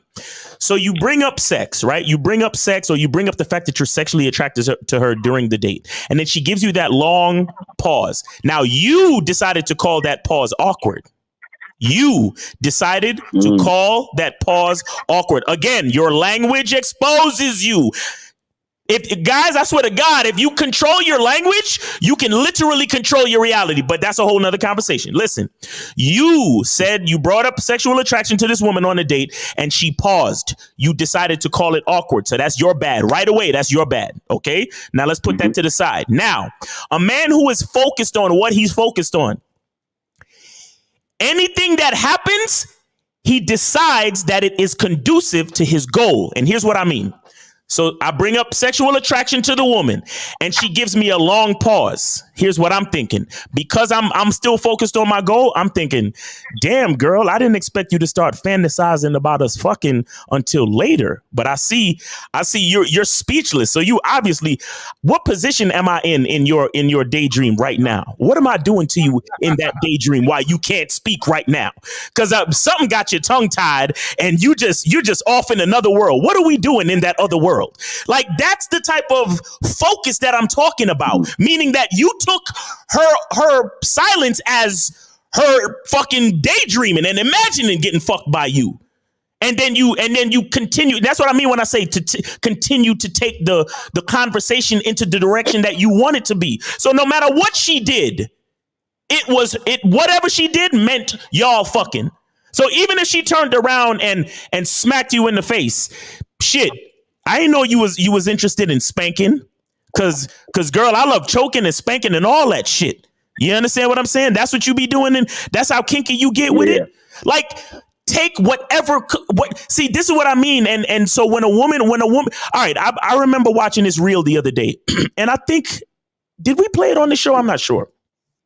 But there was a reel the other day where these girls was doing interviews in the street, and this one girl, it was a black chick, and then she interviewed this white boy, this young white boy, and me explaining their race has to do. You got to watch the video because the context of the different races just kind of adds to the audacity. Let me see if I can find this. The young white dude who was standing on his square. Bro. The woman said to him, because he looked young in his demeanor and his stature, right? And the girl said, how old are you? Because she was starting the interview. And the white boy was like, how old do you need me to be? And she was like, stop playing. How old are you? He was like, how old do you need me to be? And he just stayed on that shit like, how old do you need me to be, though? I could be as old as you want me to. How old do you need me to be? I got you, though. And both women, it was two girls, And both of them were flabbergasted. And they could not get over his audacity and his attitude and his direct focus on what he was focused on. He was like, fuck your interview. Fuck the question about my age. How old do you need me to be, though? I got you. I could do whatever you want to do. And it was black just girls and a white dude. Yeah. It was a beautiful fucking example of what I'm talking about. That when you stay focused on what you talking about as a man, and you realize that whatever the fuck she talking about really don't mean nothing, because all it really is as long as you stay focused and she wants to follow your lead, that's what it's all about, bro. And that's what so many men, that's what this show is about. Never apologize to women for expressing yourself. Shit, fuck just sexually. You should really never apologize to women for expressing yourself. You should really never apologize for expressing your masculine identity at all. As long as you're not being disrespectful or bringing harm to anyone, bro, you really should not be apologetic about who you are at all. You understand? I got motherfuckers on my fucking comments daily talking about, yo, this nigga always wearing shades in the house. What's wrong with this nigga? And I will not take them off. Eat a dick. I don't care. Unapologetically, I wear shades in the fucking house. And what? I wear shades to the movies. The fucking people, the fucking people who look at your ticket be looking at me funny. But I see clearly through these fucking glasses. I'm in the movie theater in the dark with glasses on. Yes, sir. Yes. Do you understand? And I apologize to no one for this. It's a part of who I am.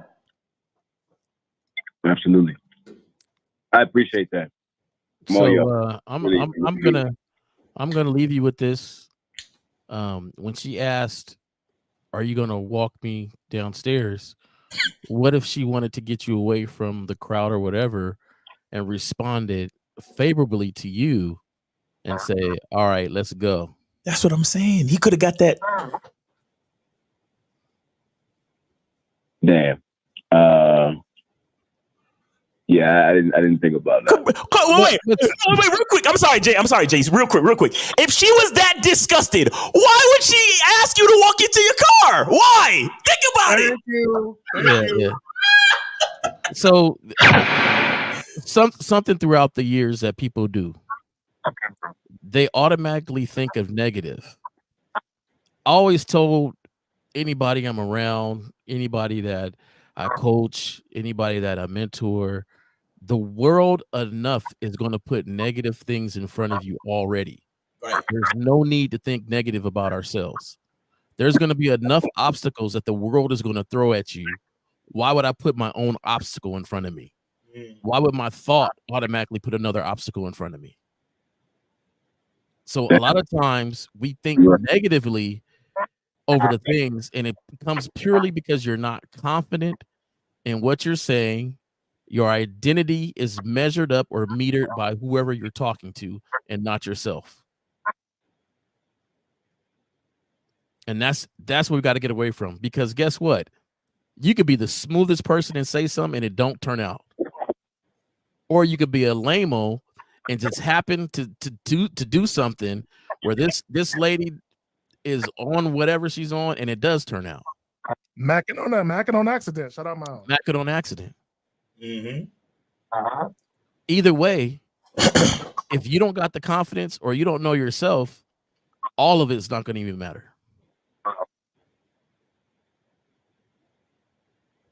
Thank you for that. Seriously. Yes, sir. Yeah, I got a lot to learn. Well, caller, how old did you say you were again? 32. 32. Yeah, 32. Yeah. And look, and listen. What a lot of what we're talking about right now is it has to do with social intelligence and awareness, right? And as a leader, as a man, you have to assume a certain level of responsibility. Where, like I said, it still could have been possible that she was just not interested, bro. So you also have to be aware of that as well. You still have to be aware, but you should still know how to navigate the situation where it's like, yeah, let me walk you to your car. Make sure you're safe, right? Because here's the thing. Sometimes women will say no immediately just to see your response, because they need to know that. All right, here's the thing. You have to understand something when it comes to sex and just life in general. As nature built us stronger, bigger, for a reason. Now, the power that we hold as men can either be used to harm or protect. And sometimes women get a knee-jerk reaction when it comes to sex because they need to, they're not sure if they're going to be harmed or protected. Do you understand that, caller? Yeah, I understand. Okay, now some other guys in some other content areas will call this shit test or whatever. I'm not going that far. I'm just saying to you that there are times when a woman she gives a knee-jerk reaction. In her mind, it's not even a shit test, bro. It's not even a test. It's just a knee-jerk reaction to the prospect of your ability to either harm or protect, and the control that you have, the control and dexterity that you have to manage the two. Do you understand? Because when we're talking about sex, like really good sex, we're talking about bringing a woman almost to the edge of her life, my nigga. Like, I'm so serious when I say this. I'm talking about the choking, the spanking, the penetration, the depth, the thrusting, the physical attributes of what sex is. You have to know what you're doing. You cannot be out of control when you're fucking, bro. You have to have confidence, you have to have ability, and you have to still be able to control yourself. So I think, honestly, it's like a natural thing for women to say, yeah, you want to fuck, but do you know how? Do you understand the dynamics of fucking? Do you understand what we're about to do? Do you understand that I'm literally, as a woman, putting my life on the line and putting my life in your fucking hands? Do you know what you're doing? You say you want to fuck me, but do you know what you're doing? And a lot of motherfuckers don't. And that's the truth. Yeah. So when these women give you that knee-jerk reaction, you got to be cool, bro. You got to let her know, nah, it's all good. It's all good. I see you need some time to work out the details in your mind. Listen, you got my number, and whenever you're ready to make it happen, we gonna make it happen. Let me walk you to your car, you know?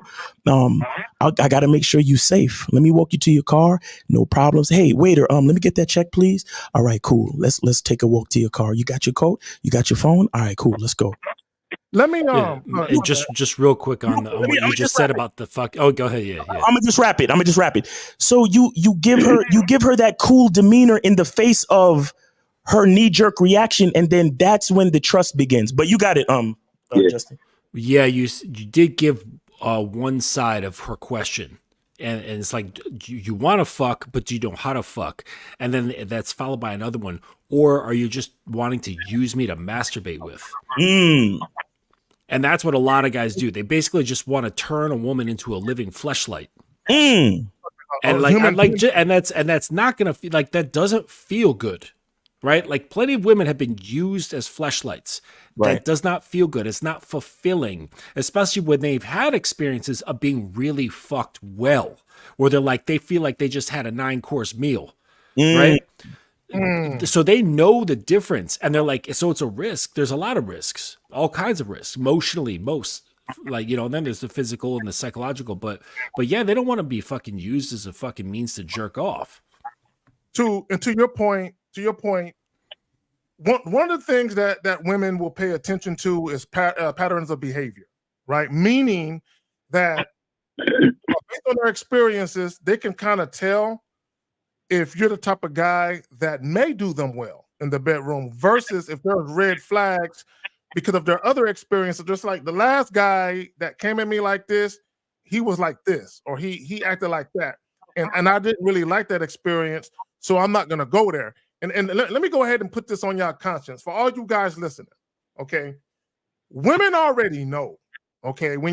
If it's a first date and you guys are there for, a couple minutes, they already know if you're the type of guy they would consider having sex with. So women typically have 3 temperaments, okay? And I'm not saying these are the only 3, but 3 temperaments when it comes to a man. Either they have the mindset of he can get it.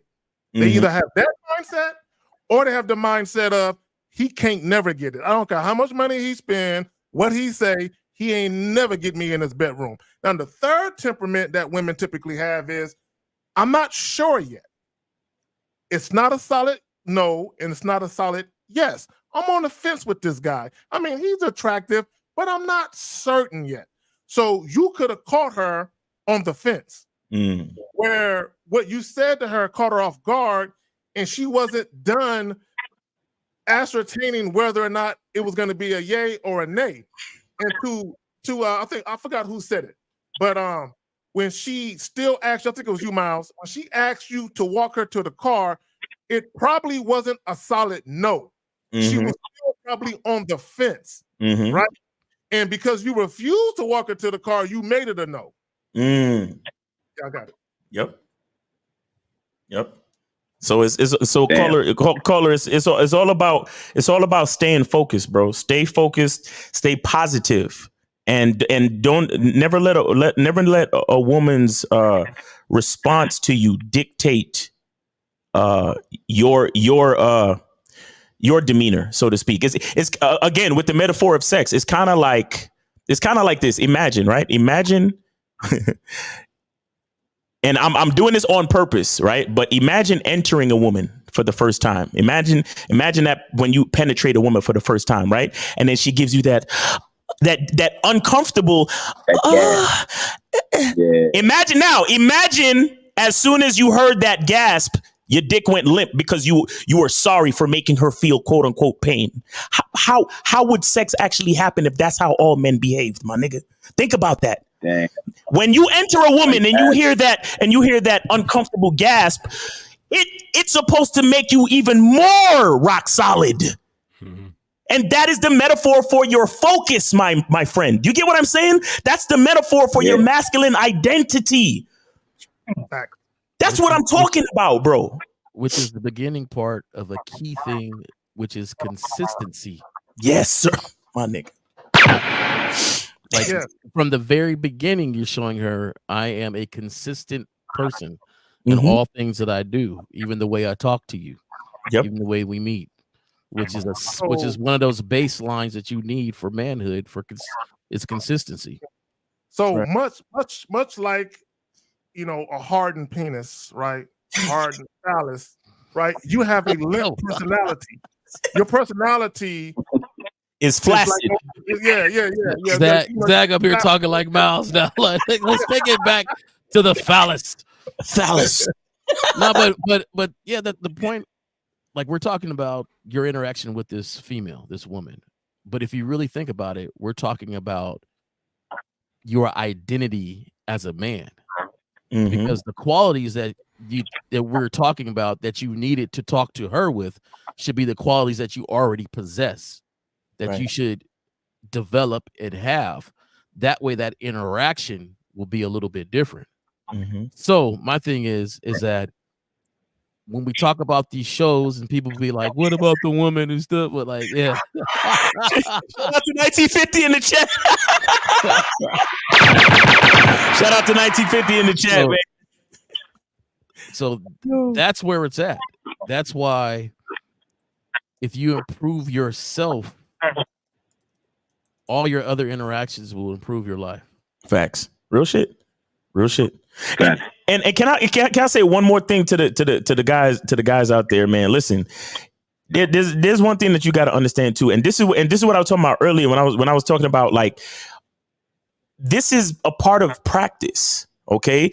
And this is what I was saying when I said when you engage a woman, whether or not, and to Kay Zagin's credit, when he was saying how even if you're not the one that ends up fucking, you see, you have to understand that little scenario was a point of practice for you, bro.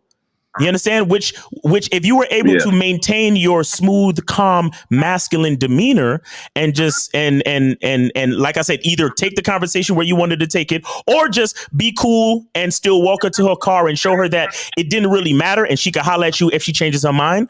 That is practice for you.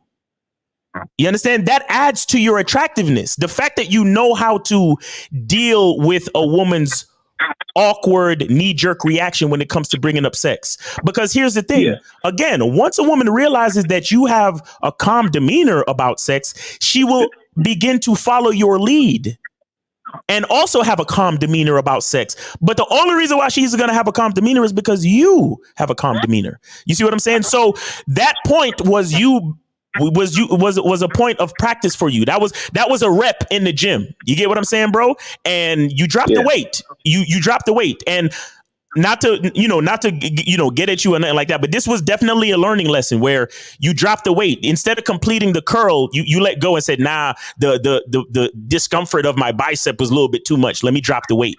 You get what I'm saying?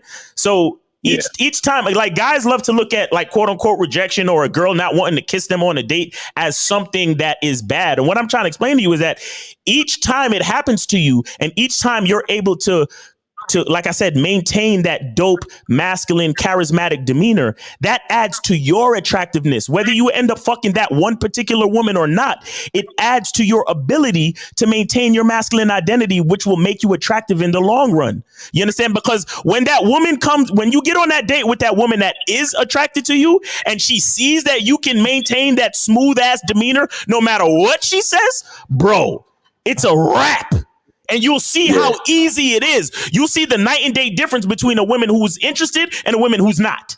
Because the women who are interested, once she see you got it all together and you got a dope mouthpiece and you ain't worried about shit, and she sees you focused on yourself and your masculine identity is solid, she is, bro, you don't have to even say anything. All you got to do is get the check from the waiter, grab her by the hand and just go straight home. That's it. Let me say this real quick. Hold on, real quick, caller. Hold on. Shout out to Unique 79 for becoming a member of my channel and shit. For some benefits.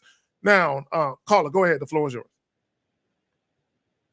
Oh no, I was just saying I got a date on Sunday, so I'm gonna definitely have now some time to like make sure I know what not to do and what to do, and how to keep my cool and my composure about everything.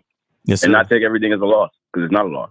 No, it's not a loss. It's a lesson, bro. Nothing is a loss. Yeah. There's always a lesson, my nigga. Always a lesson. Don't ever consider a loss or a failure, because the fact that you're alive means that you're gaining information through experience that'll help you in your next situation. You understand? Absolutely. So, and again, and let me say this: when you guys say things to women, don't be so caught up with a particular response, and that's the only response that you feel like, I need. Because if you would have took your feelings out of it just for a moment, you would have caught the fact that, wait a minute, she asked me to walk her to her car. So there's still an opportunity for me to go ahead and wrap this thing up. Mm-hmm. Right? Because if she was truly offended, she would have been like, you know what? I'm fucking disgusted. I'm leaving. Right. Don't be out there begging though. Yes, man. she didn't leave right away. That's my point. And when you walk into a car, don't be out there begging, man. Like there's a difference between being smooth, walking to a car, and then trying to be persistent. You sure you don't want to kiss me? You sure you don't want to Yeah. Y'all gotta get fresh. Get fresh, man. Just start living life. Like let me trying to bring back the adjective fresh. real quick, I just want to point out something. Shout out to 1950. He says she has a date with you. You don't have a date with her. Facts. So even within your language, shout out Miles, the language exposes you. You still have this thing that you have to try and get her to like you. You have to try and get her to invite you in, when in reality, she should be trying to get you to invite her in, right? So when she shows up to the date, she should be like, I hope he likes me. I really hope he does.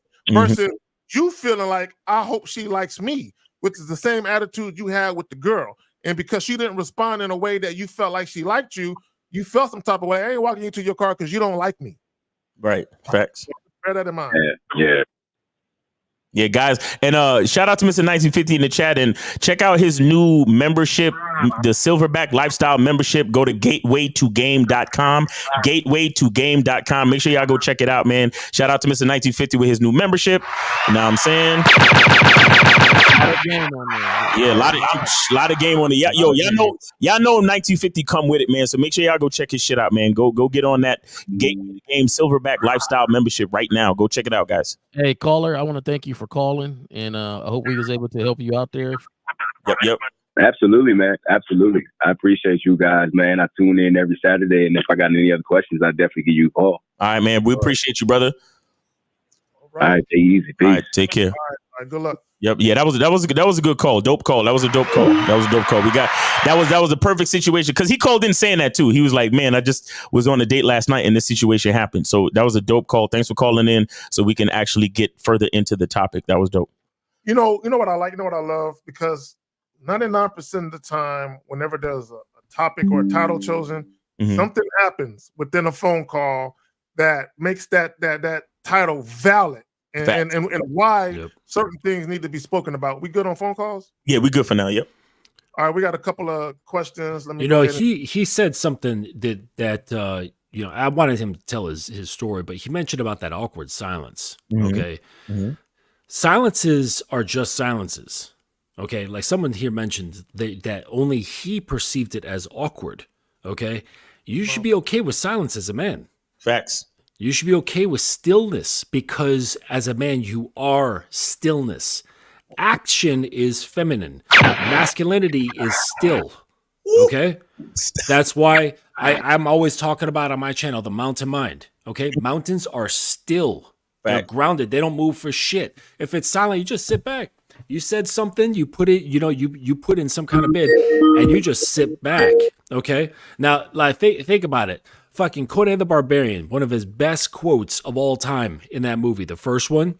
And he said, "What's best in life?" to Conan. And he said, "To crush your enemies, to see them driven before you, and to hear the lamentations of their women." Yes. That is a fucking ass-kicking mentality. Do you think he cares about silence? Or what anybody has to say about something along those lines? So if it's silent, you say something and you just sit there. And let her deal with the awkward silence, because for me, it's not awkward at all. Right. I got to say what I say, and now I'm relaxing. Exactly. Okay? And then you can even put on more pressure. You're, say, like out at a bar, you're sitting on like the lounge chairs, whatever, talking, you say your thing. She doesn't respond. It's quiet. I would just get up, go get myself a drink. She'd probably turn around like, where the hell is this guy going? Did he just leaving? Come back. Real shit. Get back down with my drink, and just sit there. Right. Let me say this. I know we got a call. You can put him on hold for just a moment. Okay. Here, real quick, I just want to make a point before I forget it. And to your point, Justin, let her sit with her silence. Let me just say this, because you said something very important, that men are still women. Action is feminine. If anybody subscribes to the yin and yang theory, women represent dark, chaos. Men represent light, order. So women by nature are chaotic with action. To Justin's point, if we represent order, a man comes into a situation where he understands that he represents order. So when a woman comes into her life, her chaos ceased to exist, and now she's in order. Y'all got it. Facts. Now that's a good point. 215, you're on live with the Manhood is a Skill Set show. We got Mr. Justin, Jay Roman, Miles Cunningham, and hosted by K-Zag.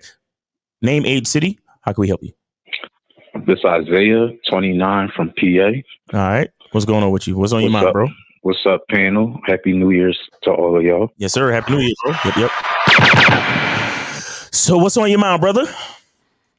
I see the topic is about expressing yourself sexually. Now, I wanted to ask, I've heard Zag talk about this, some guys, they're used to giving off boyfriend energy. That's what Zag calls it.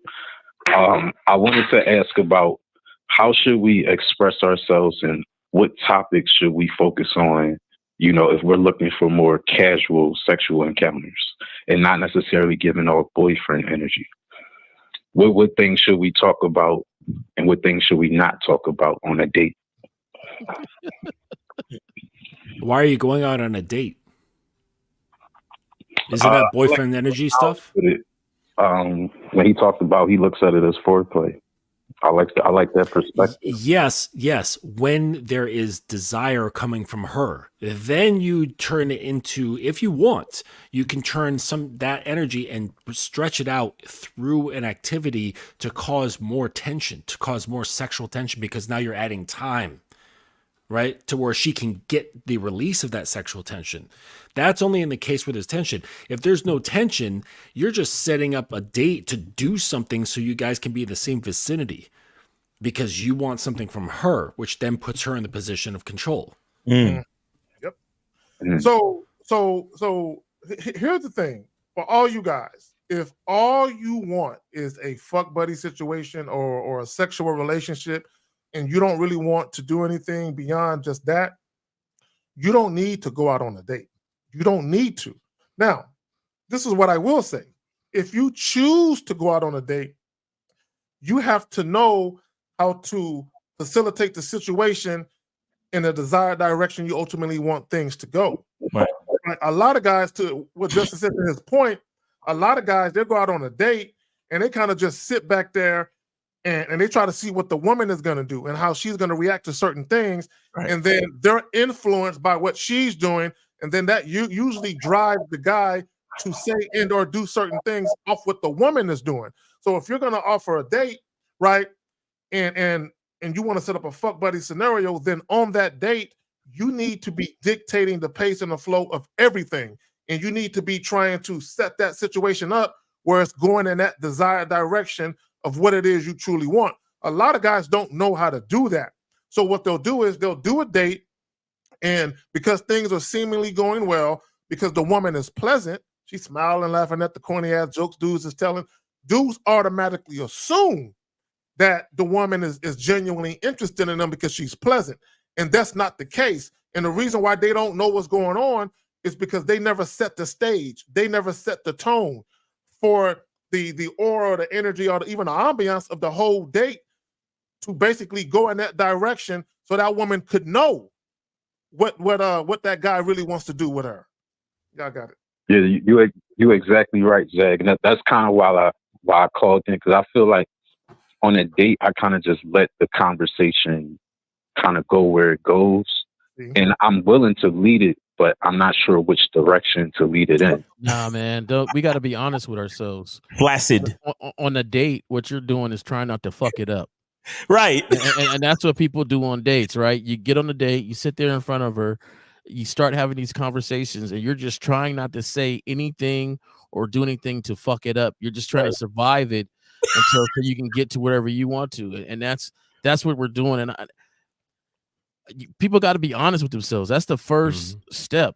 And as soon as you asked your question, my first thought in my head was, how honest are you with the people around you? Not even dealing with this date yet or what you want, just the people around you. Do you say what you really mean? Do you express what you really want? And do you back that up by your actions? And that's the first start of it. Zach has given a lot of procedures and codes on how to make sure you maintain that. But the first start of it is with yourself. Facts. Yeah, that's what I was gonna say. And then on top of it is, how honest are you with yourself? Yep. Real shit. Now, caller, you said you're looking for a fuck buddy, right? Isn't that what you said? Yeah. Okay, so all right, let me ask you this. If you were having a conversation with someone, right? And you wanted them to, I don't know, pick up the cup from over there, right? How would the conversation go? If I'm having a conversation with someone, I want them to pick up a cup. Yeah. How would that conversation go? Yo, do me a favor, go pick up that cup for me, bring it right over here to me. Okay. Now, I want you to notice how easy that was for you. I want you to notice that that I gave you a focus. You embraced the focus, and then you were even polite enough to say, "Hey, do me a favor," right? But ultimately you told them, "This is what I would like you to do. Can you do it real quick?" Blah blah blah. Right. Right. Now, so now your focus when you called in was looking for a fuck buddy situation, but I don't know how to lead the conversation in that direction. But so what I need you to do is, I know it's simple asking somebody to pick up a cup, but if you want to understand, what you need to do is you need to stay focused on your goal and lead the direction, just like you led the direction of the conversation of picking up the cup. It's the same shit. It really is the same shit. Now, what you're afraid of is the person saying, "I don't want to pick up the cup. Pick up your own damn cup, nigga." That's what you're afraid of. But what we're trying to explain to you is that you cannot be afraid of that. No. You cannot be afraid of that. You gotta be willing to tell them to pick up the fucking cup. You have to be willing to say it. And if you're not, then you will never get them to pick up the cup. You're gonna be sitting there, the cup gonna be sitting over there, and you're just gonna be sitting there just letting the conversation go where it may. Not only that, but that having that type of mentality or thought process, it leads to passive behavior. It leads to you being passive because and very indirect and even very indecisive, right? And I'm gonna tell you right now, if you're dealing with a woman who has astute awareness and astute observation, and she's experienced, she can see that you're passive. Okay, and I'm gonna tell you right now, if you are a passive guy and you're very indecisive, what else might you be? I don't know, inconsistent maybe. So once women find that out, once women can see that about you, they're gonna do one or two things. They're either gonna stop fucking with you altogether, or they're gonna seek to play with you, right? Because they can already tell you're not the type of dude they should be following. So once a woman has ascertained that you're not the type of dude that she should be following, chances are she probably won't respect you either. Right. So I just want to point that shit out. Yeah. Exactly. And it's hiding yourself never works. It never works. And it just baffles me how people will continue to do the same thing, expecting different results. Continue to hide yourself for this woman.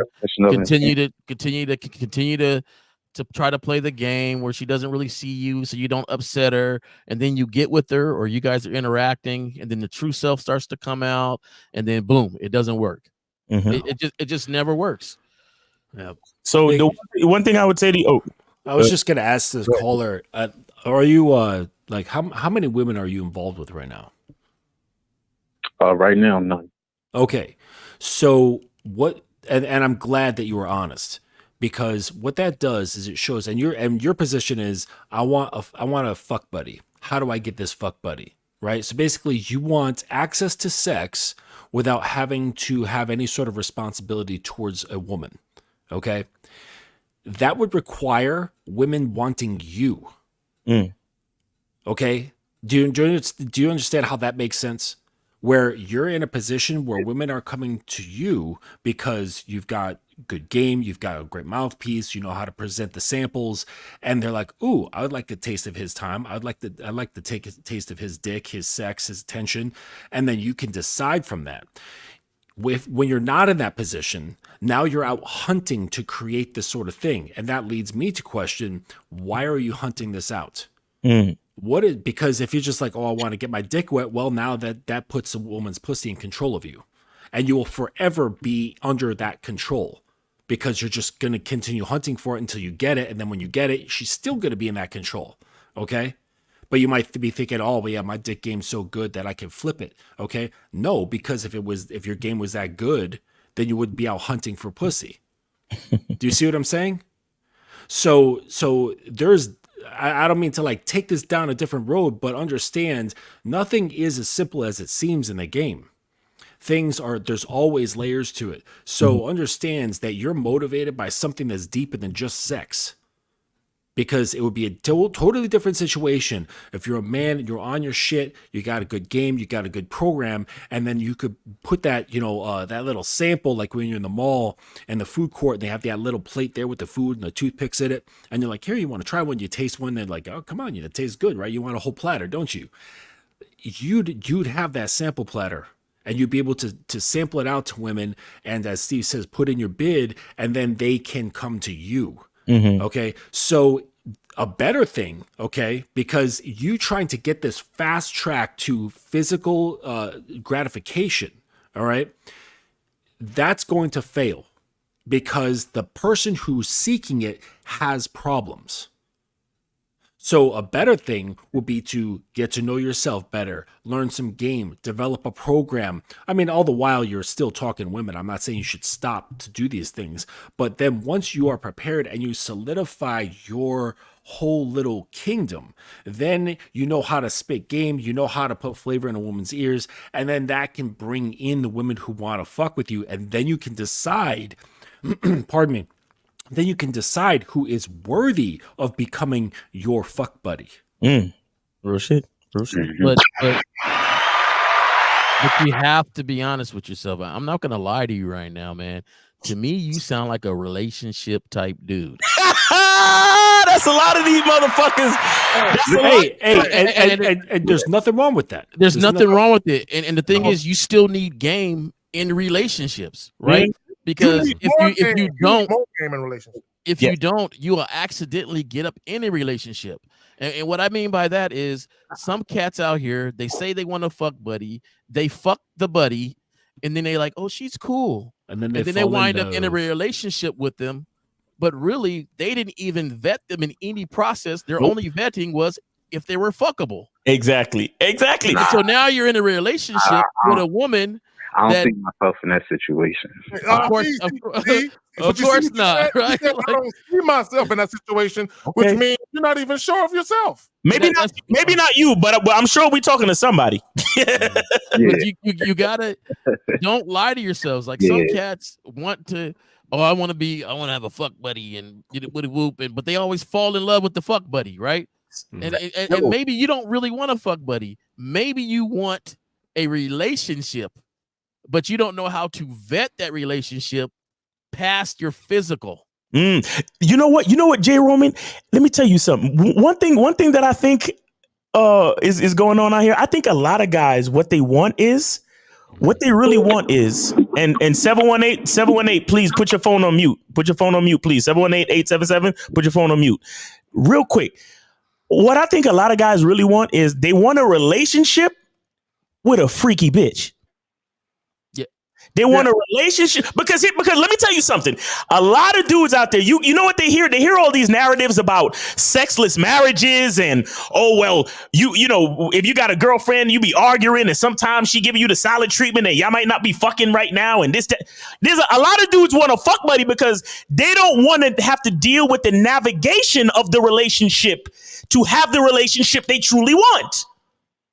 And that's where game comes in. That's what K-Zach just said. You need more game in a fucking relationship to actually have the relationship you want, because so many people are in relationships and they're not getting what they truly want from the relationship. But that's because, like you just said, J. Roman, they did not vet. They did not set up the consistencies that they needed to.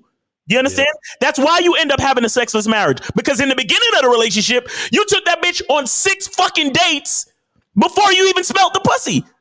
Now that you're married 6 years in, she can still withhold pussy from you. And the reason why is because you let it happen in the first place. You understand? So a lot of these niggas are talking about, well, I want a harem of chicks. I want a fuck buddy. No, nigga, you just want a good relationship with a woman that has a good compatible sexual appetite so you could fuck as much as you want. That's what you really want. Not you, caller, necessarily. But there's so many guys out there. They come to our show and they hear Lucario talking about non-monogamy and how they listen to the way we talk and how we talk about different women and this, that, and the third. Guys, again, I just want to say this. We're not promoting non-monogamy or harems or rosters and all that. We're not promoting this. The reason why we even talk about those things is to remind you not to lie to yourself or to women. That is the only reason why we talk about non-monogamy or fuck buddies or dealing with multiple females. Because if you're gonna deal with multiple females, you should stop lying to yourself and to the women. That's the only reason why we talk about that stuff. But at the very core of it, so many men just want a good relationship with a woman that has a healthy compatible sexual appetite. Do you understand what I'm saying? That's what a lot of these niggas really want. Caller, are we good? Because I got another call. Yeah, we good.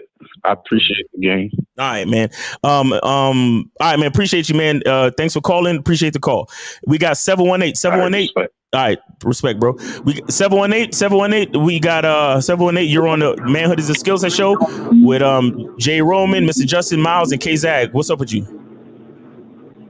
Hey, man, this is me? Yeah. 718-877? Yes, man. It's Moses, man. How y'all doing? Moses! What's up, Moses? Roll your window up, Moses. Roll your window up. Yeah, yeah, we can hear all that shit. Roll your window up. Yeah. Oh, okay. You hear me? Yeah, we can hear you. Go ahead, bro.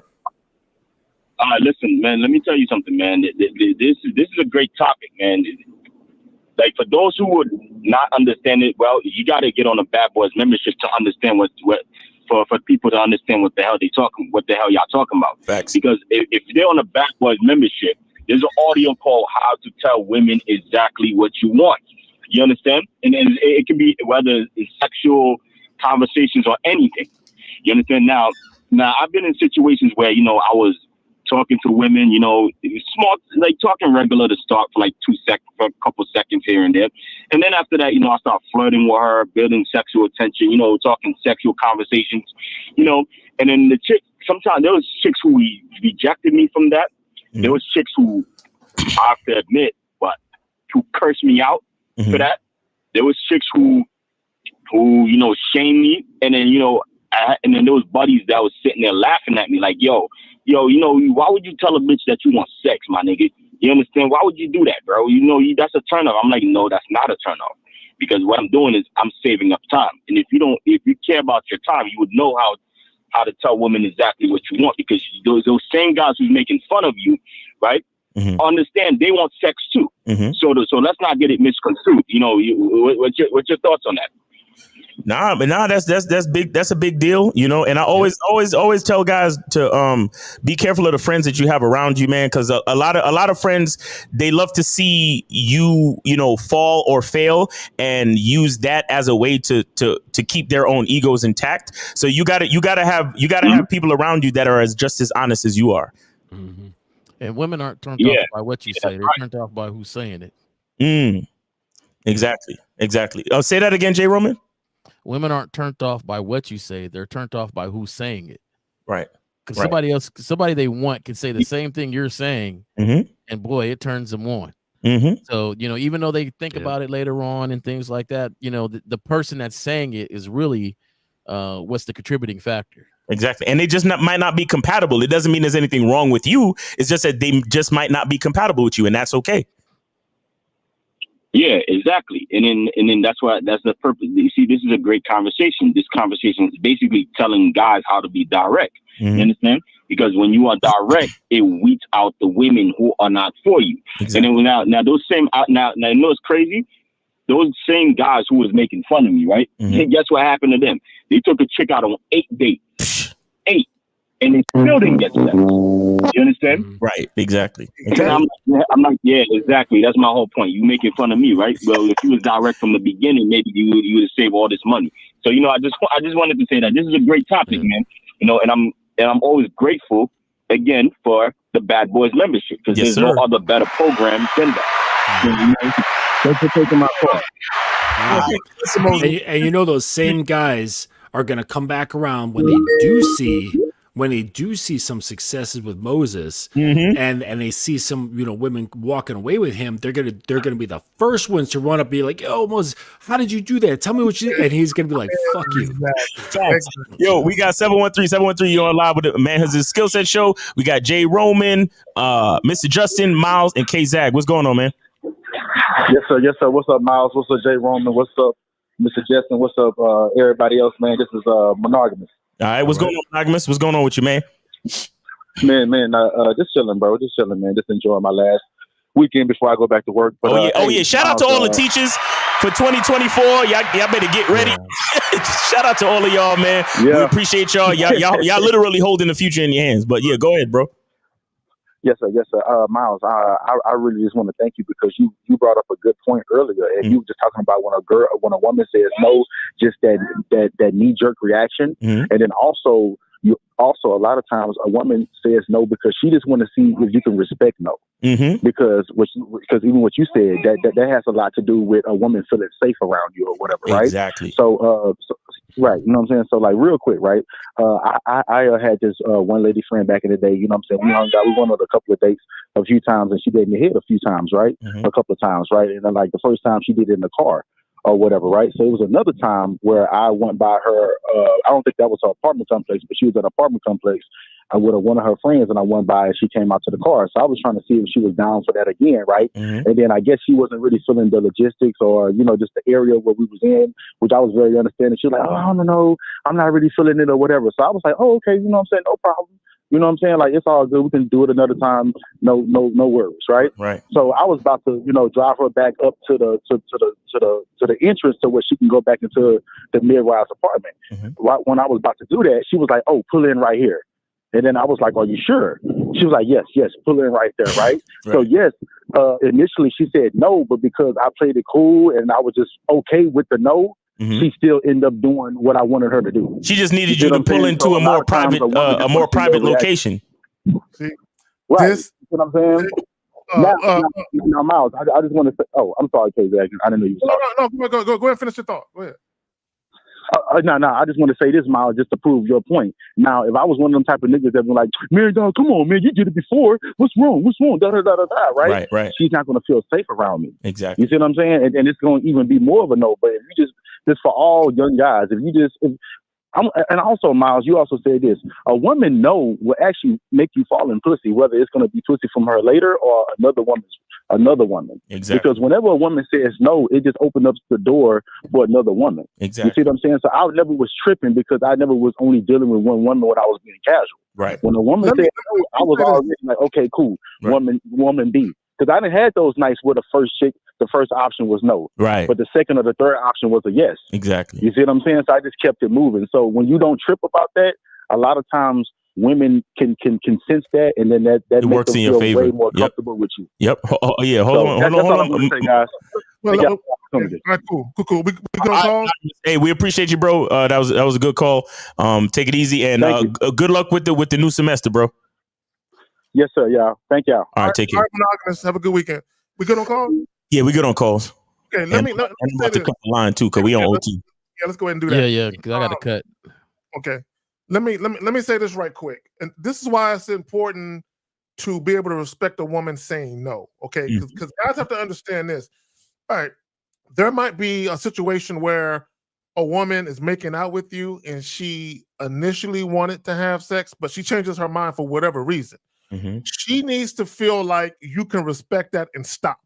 Like you have the discipline to be able to stop and not try and violate her or take it, right?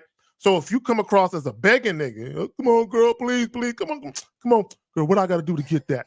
She already know that you're too controlled by the pussy, exactly. Right? You're too, and you can't be trusted, right? So I think you have to understand that when women are having sex with men versus we having sex with women have a lot more to consider. They have a lot more to think about than we do, right? So just understand that. This is why if a woman changes her mind, you cannot allow that to fuck with your temperament. Exactly. Meaning this, you got to have that even kill temperament. Even when she with it and she say yes, you can't be super excited like a fucking teenager. Exactly. And when she say no, you can't be all down in the dumps and feel some type of way. You still got to be a cool dude, whether she's with it or not. Facts. Yeah, I mean, I'm unmoved by anything that comes from. I'm indifferent to it. Yeah, that comes from a woman, whether it's her body, her feelings, her voice. I am unmoved. Like, you cannot move me. I don't care what you do. I don't care how fantastic you think any part of your body is. I can still appreciate it, but I'm not moved by it. It's like, yeah, I can go to a museum and appreciate the paintings, but I'm not gonna, try to get them into my home and put them on my wall. Right. That's just not gonna happen. But listen, fellas, I gotta bounce out of here. All right. So I appreciate the time. Y'all have a great afternoon. Chat, big ups to you, and I'll catch y'all later. All right. Peace, Mr. Justin. Thanks for coming through, brother. All right, man. Yeah, I'm gonna just say this, like what Justin was saying was, there's a fine balance between all that, right? Because, and I think that's where the difficulty that people have. How can I make her feel safe? How can I listen to her? How can I be attentive or whatever, but still maintain my manhood over here? And I think that's where the issue comes from, when them not realizing you maintaining your manhood and consistency. The result of that, the side effect of that, is her feeling safe. Exactly. This is not the start. This is the side effect. This is the domino effect of that happening. You being consistent with yourself, you being disciplined with yourself, you knowing yourself. Those side effects are going to affect that. So, but I got to cut. I got to go take care of some stuff. Zach, I appreciate you having me on. Great show, great topic. Yeah, great show, definitely. Miles, you was rolling today. Yes, sir. Your story set it off, and hey, next Saturday, look forward to it again. Yes, sir. You guys enjoy the rest of the day. All right, man. J. Roman, be safe, bro. Appreciate you. All right. Please. Yeah. On that note, I just got one more thing. All right, go ahead. So I just want to add to what was said about that consistency of demeanor. And I honestly think that that's a part of what a lot of women complain about today when they say that men are sassy. Men are so much more feminine these days. You understand? Now we can have a whole nother show about why that is. But what I'm saying is that inability to stay calm, that inability to maintain your masculine identity in any situation, that's what makes a lot of women lose trust in men these days. And for a lot of you guys that are hearing no, that's a part of the reason. You get what I'm saying? And that's why I say to you, if you know how to maintain your masculine identity, your character, and have consistency and that cool, calm demeanor, regardless of whether she says yes or no, that's what's going to ultimately, the practice of that and going through so many of those different scenarios and being able to maintain that demeanor, that's what's going to make you attractive to women in the long run. You get what I'm saying? As a man who understands game, and because even when you get into a relationship and there are things that are going to happen. Your woman is a human being. She's going to disappoint you. And if she sees you fly off the handle, that's not going to look good. She's not going to feel secure in the relationship if you fly off at the handle, if she makes a mistake or disappoints you. So that masculine consistency and demeanor carries through marriage, through everything, through fatherhood. You understand? Your kids fuck around and make a mistake. You got to be a disciplinarian and not an abuser. You understand? You can't. You gotta spank them because you want to teach them a lesson, not because you're trying to hurt them. You get what I'm saying? That's why if you do spank a child, you never do it right when you're angry. You wait, so that way you can explain to them. This is why this is happening. So because a lot of times they're gonna feel like you're hurting me, right? And you don't necessarily want it to be about I'm doing it so you can feel pain. Exactly. Right? You don't want it to be about that. Exactly. So Taylor, whatever your name is, it's too late to call. Y'all can't be not wait. We're never on this late. It's almost 3:00. So the fact that you waited this late to call, nah, bro, we ain't taking no calls. And sorry, fellas, we're not doing the questions. We in super OT. Yeah, we in super OT. But in the meantime, just there you go. Hit that QR code if y'all want to order some soap, man. Zag, once again, appreciate you for having me, man. This was a dope show. Dope show.